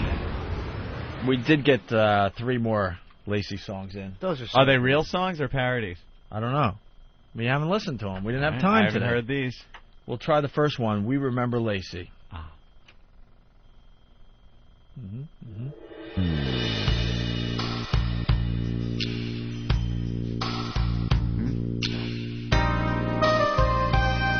Ugh, already. Kenny G.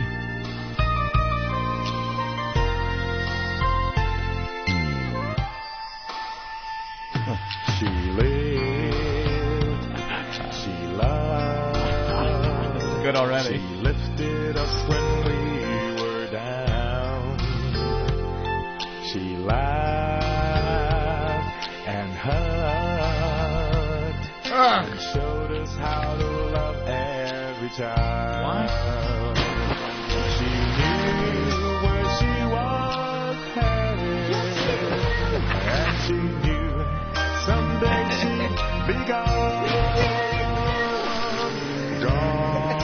straight to heaven, By way of the ocean. where princess angels live on. Chorus.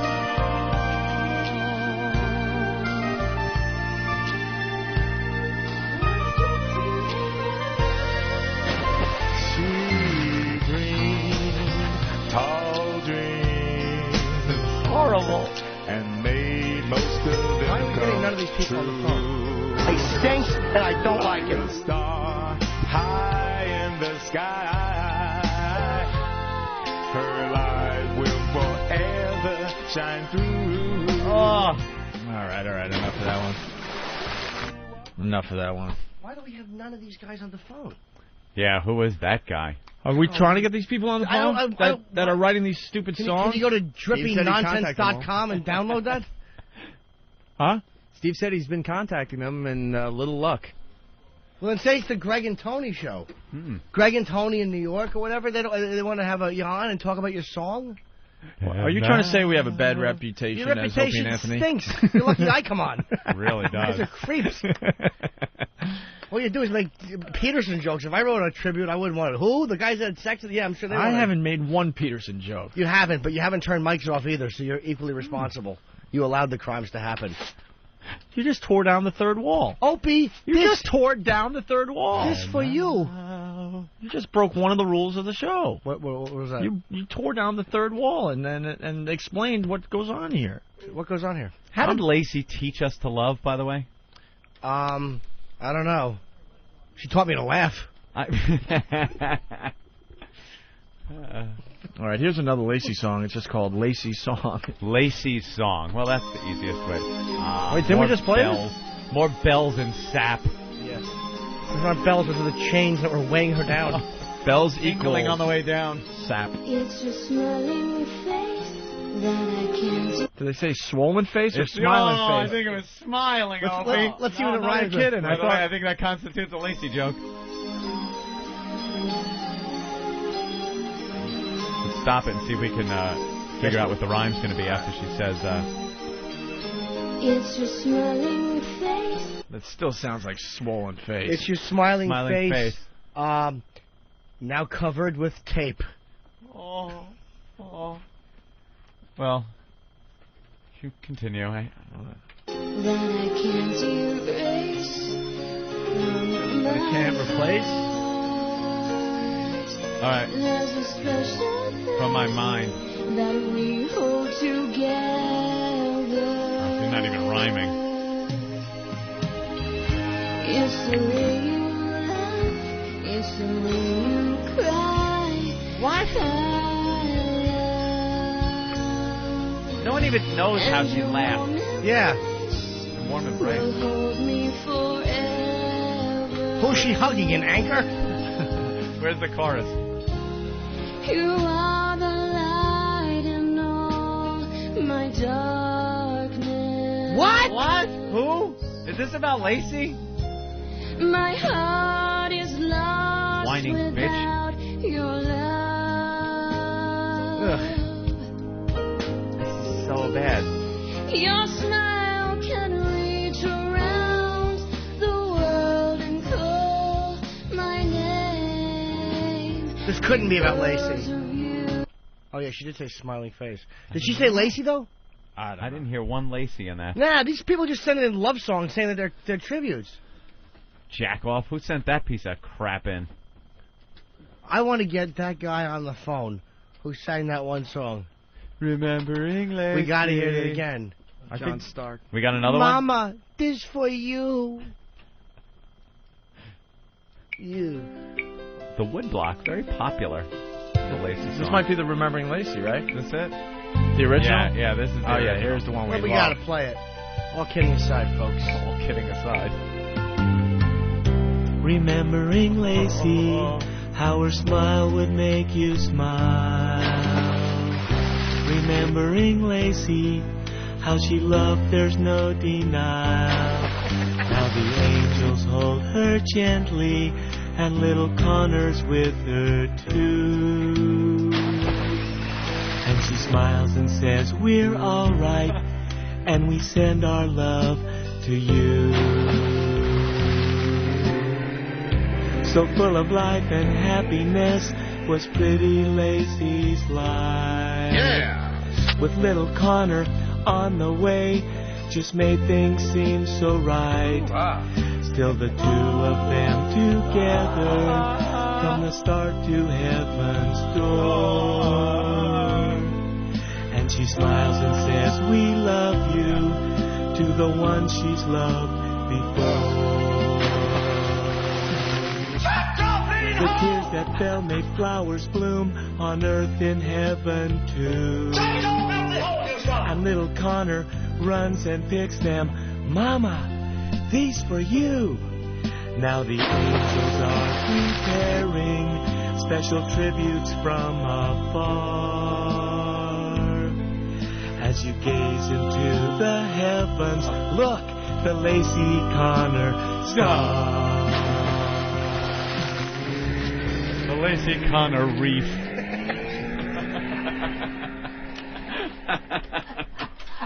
All right.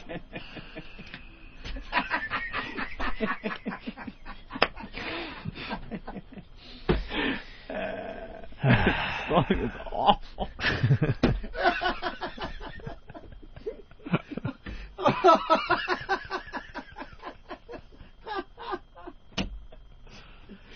Oh, Reeve. Oh, that's funny. Oh, what a drippy douchebag. Oh, my God, are these people awful.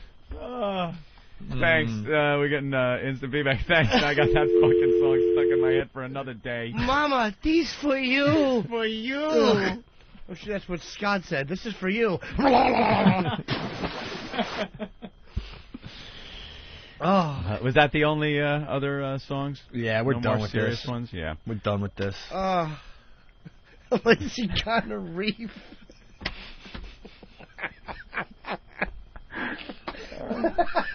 So horrible. All right. I really hope that guy finds out that your vain attempt at a heart tugger has given us hours and gales of laughter. Thank you, stupid. Next tragedy. Maybe that one will take off. Yeah, maybe that one you can latch onto and seem like you're a concerned, deep artist, you fuck.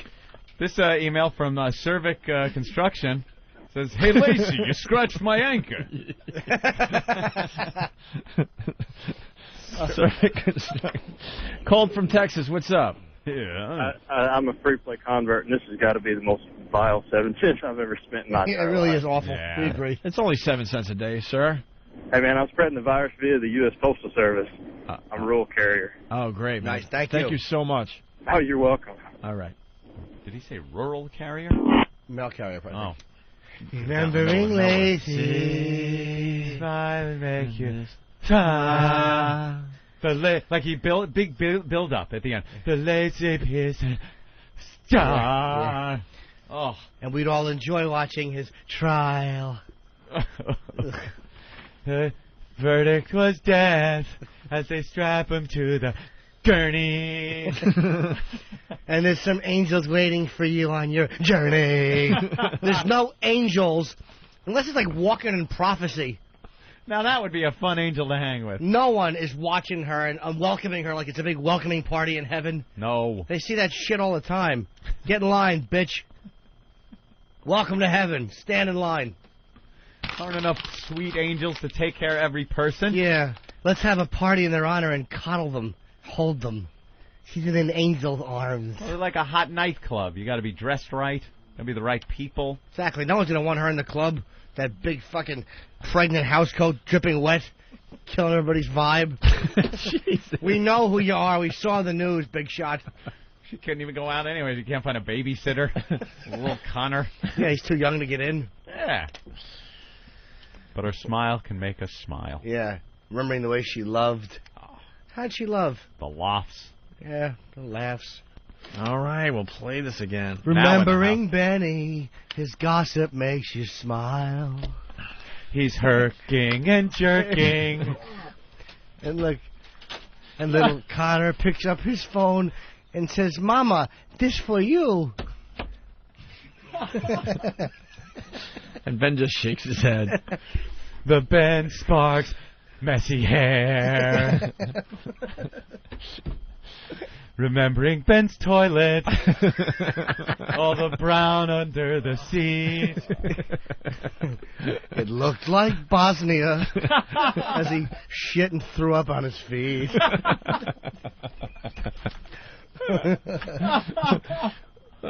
Yeah, I know this is a listener request. A lot of requests for this SpongeBob thing. Ben is puking. His bile made us smile. He combs his hair with a spiked bat. And his logs look like chocodiles. Well, all right. Well, yeah, they want to hear and this. Connor runs up with Pepto-Bismol. Benny, this for you.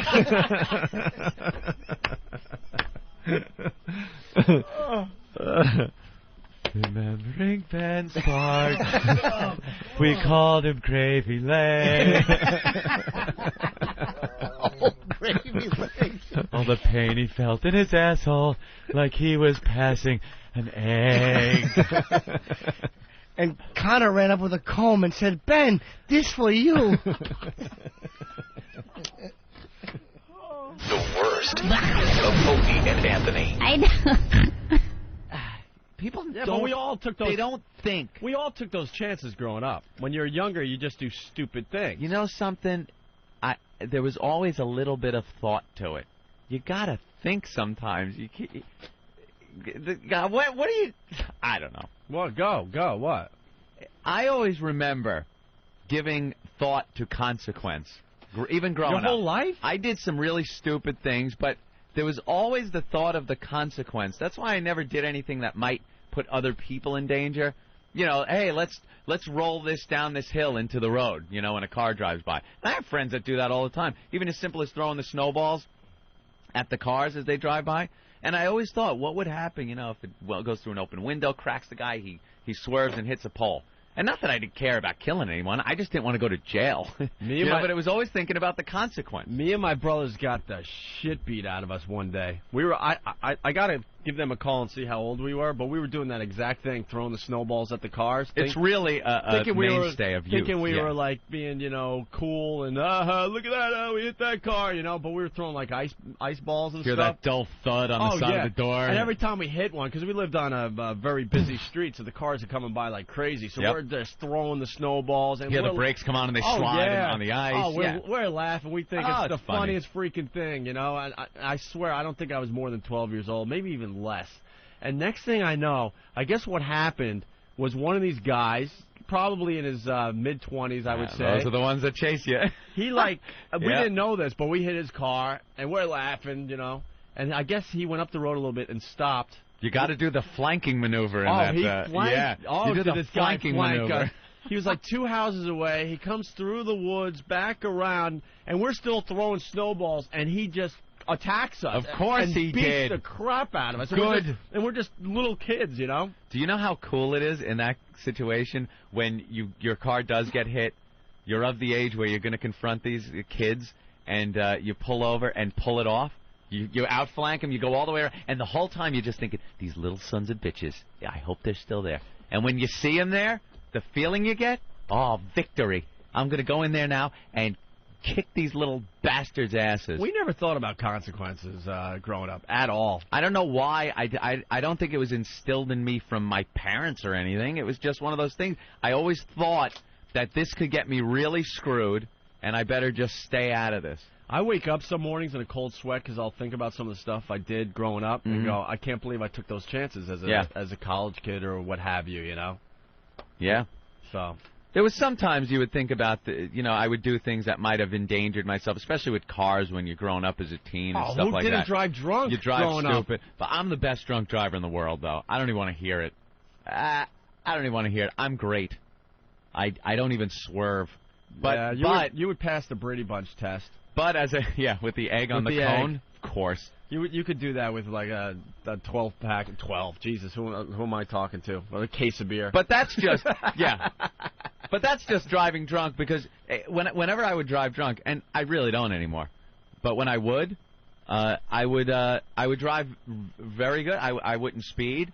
I would pay attention to all the lights and everything. It's when I'm not drinking that, you drive a little faster, you might skirt that red light a little bit, things like that. But drunk, you got to drive good. You'd be stupid to drive like an idiot when you're drunk. We all did. And back in the day, man, the cops would let you off the hook. Remember? Yeah. I think a lot of us have the story where, go right home. No, right home? No. You never had a cop take your buddy's keys and make you wait around until his shift was over and then come back, give you the keys back so you could drive home? That's the lesson they used to teach you instead of locking you up? You never had one of those happen? No. Wow, I guarantee we go to the phones, we'll have a ton of them. I got pulled over with a case of beer with a few taken out on my passenger seat. I was driving down the expressway, and I got pulled over. I don't know. I think it's just because I had long hair, and I was driving an old beat-up Nova. But I got pulled over, and the cop sees the beers on the seat and gives me a breathalyzer, and I passed it. And he goes, I could hold you here a little longer and make you do it again to see if it got in your bloodstream. But I was talking fine. I wasn't slurring. I wasn't weaving or anything. And he let me go. Just let me go. Go ahead. The good old days. Now, forget about it. You are locked up. Yeah, no, we used to get really hammered in Suffolk County, and they would pull us over and make you sit on the side. Sometimes, sometimes, like this happened a lot. It happened like once. But he decided he took our keys. His shift was over, or whatever. I don't remember anymore. 6, 7 in the morning, and he made us just wait until the end of his shift. He came back, gave us our keys. At this point, we're completely exhausted, just falling asleep on the side of the road. The sun's coming up. The hangover's kicking in. The hangover's kicking in, and there's not a diner in sight to at least go eat or something. And that's what he did. That's the lesson he taught us. And he's like, all right, now you guys could go home because it's been 4 hours later. Oh, it was awful, man. It was absolutely awful. You know, and you didn't want to, call your parents or anything, and so you had to kind of just wait it out. In Connecticut, you can still drive with an open container. Really? The driver can't have it, but the passenger can have an open container. Really? Yeah. I love Wow, how they still have that one on the books. Yeah, you also can ride a motorcycle without a helmet in Connecticut. I mean, there you go. Yeah. XM202, the Opie and Anthony Show.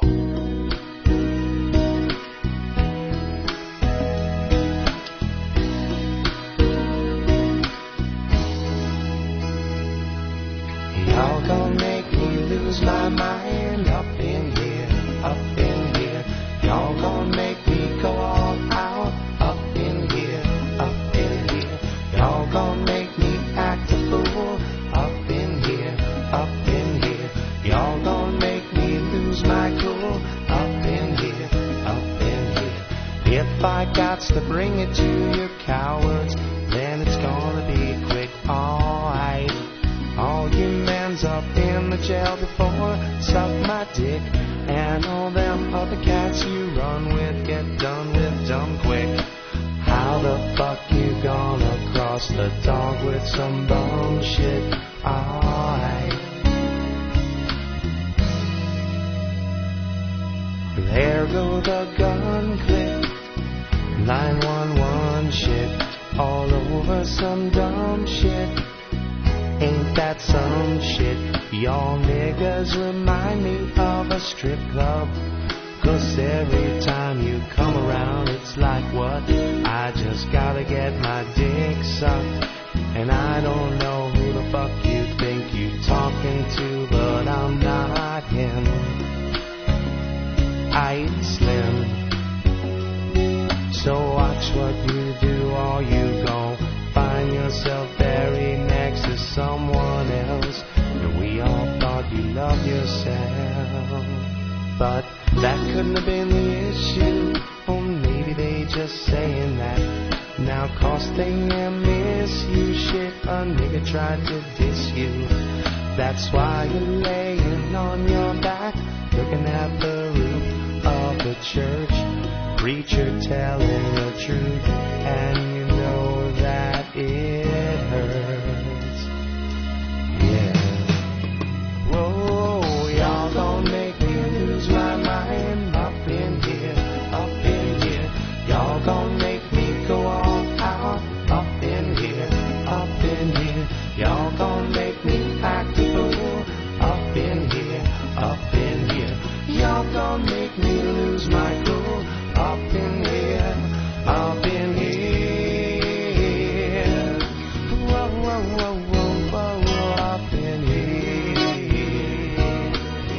Y'all gonna make me act a fool up in here, up in here. Whoa, up in here. You make me lose my cool up in here. Lose my mind. Y'all gonna make me lose my mind. Y'all gonna make me up in here. Y'all gonna make me go all out. Opie and Anthony, XM202. This is the end. What are you talking about? Of the worst of Opie and Anthony. Well, okay. Catch Opie and Anthony live from 7 a.m. to 11 a.m. Eastern with replays throughout the day on XM202. Watch